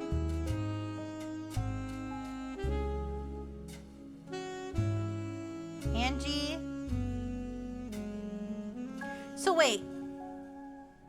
If these are, okay, let's say these are her 4 siblings. Elias's child has got to be here. Oh, the little one could be actually her, the little one could, well, the fact that his hand is on his shoulder makes me think this is his son, and he's the youngest, so that would make sense. Is Sam in the photo or not? I'm confused by this. There's a child that's not accounted for.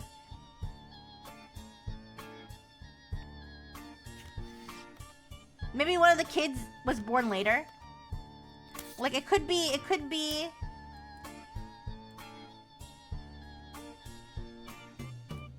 that this kid is, like, really young. Compared to... If this kid is younger than this kid, then that makes sense. Either that, or if one of her siblings is younger. Okay. We'll figure that out later.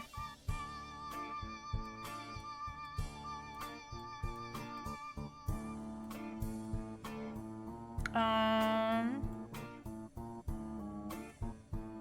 don't know if there's anything else we can tie together today, or tie together right now. Oh, I remember. There's one other thing I wanted to check.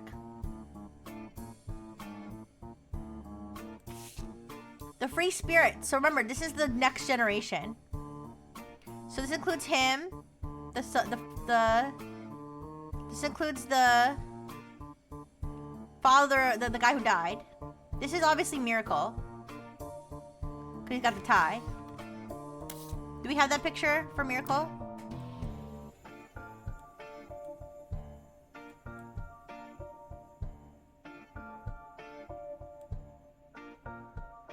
Wait a second.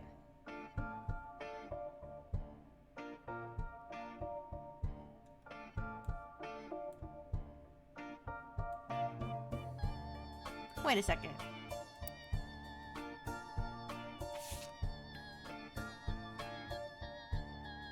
Miracle Jr.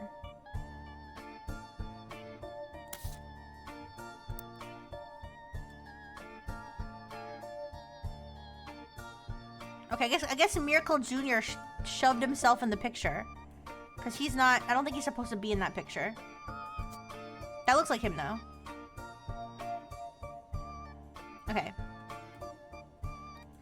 Because he's not part of that generation. Eli. Wait, this one says Eli. That's probably... Do I have the generations mixed up? This is probably Eli here. Is he a janitor?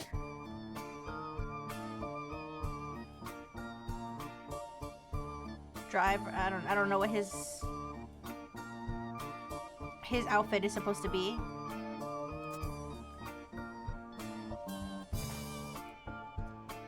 Alright. I don't know why they're in the picture though, because they're not in the same generation as them. Okay.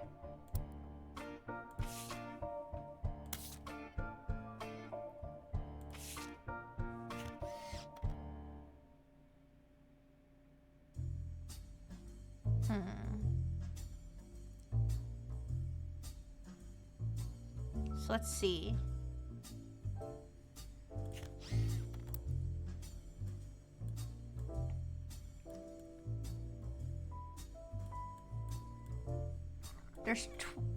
There's twins, right? Where are the twins? Are these the twins?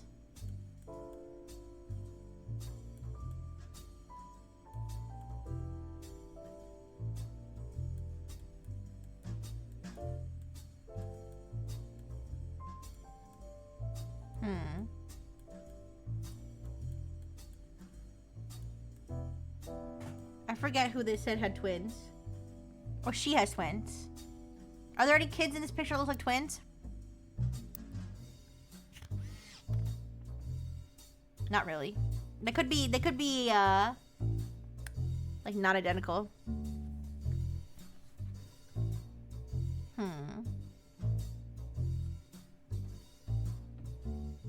I don't think there's really any other clues of which kid is. Except that she's the youngest, obviously, but... And one of these has got to be Clark, and one of these has got to be Jim.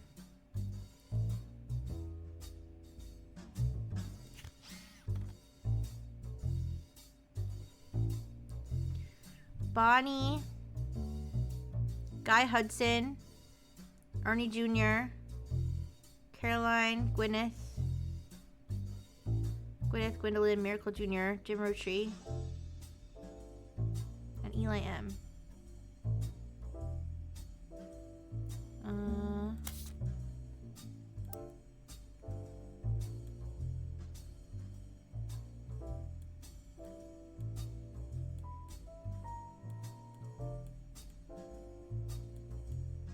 Let's see.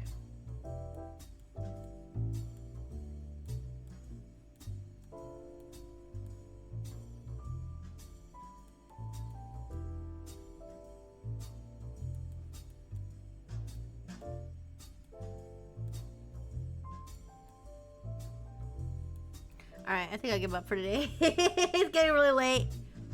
But we got 21 out of 50 relatives done. We can find out more next time when we do some more searches. I just wasn't gonna do any more searches today. Alright, thank you everybody. Thank you for investigating with me. I'll see you again tomorrow. Yeah. You're bad at these? It's okay. Okay. Let's find someone to raid. Let's find someone to raid this wonderful night. Wow! Thank you so much for the 200 bits, Toki. I appreciate it. Thank you, thank you, thank you. You're so nice. Alright. Let's see. I'm gonna raid Rihanna. She's playing chess. She's much smarter than me. Alright, let's go. Thank you, everybody. Thank you, Kex. Thank you, Toaster. Thank you, Toki. Thank you, 200 ponies. Thank you, Marcus. Thank you, thank you, thank you. Thank you, Adoro.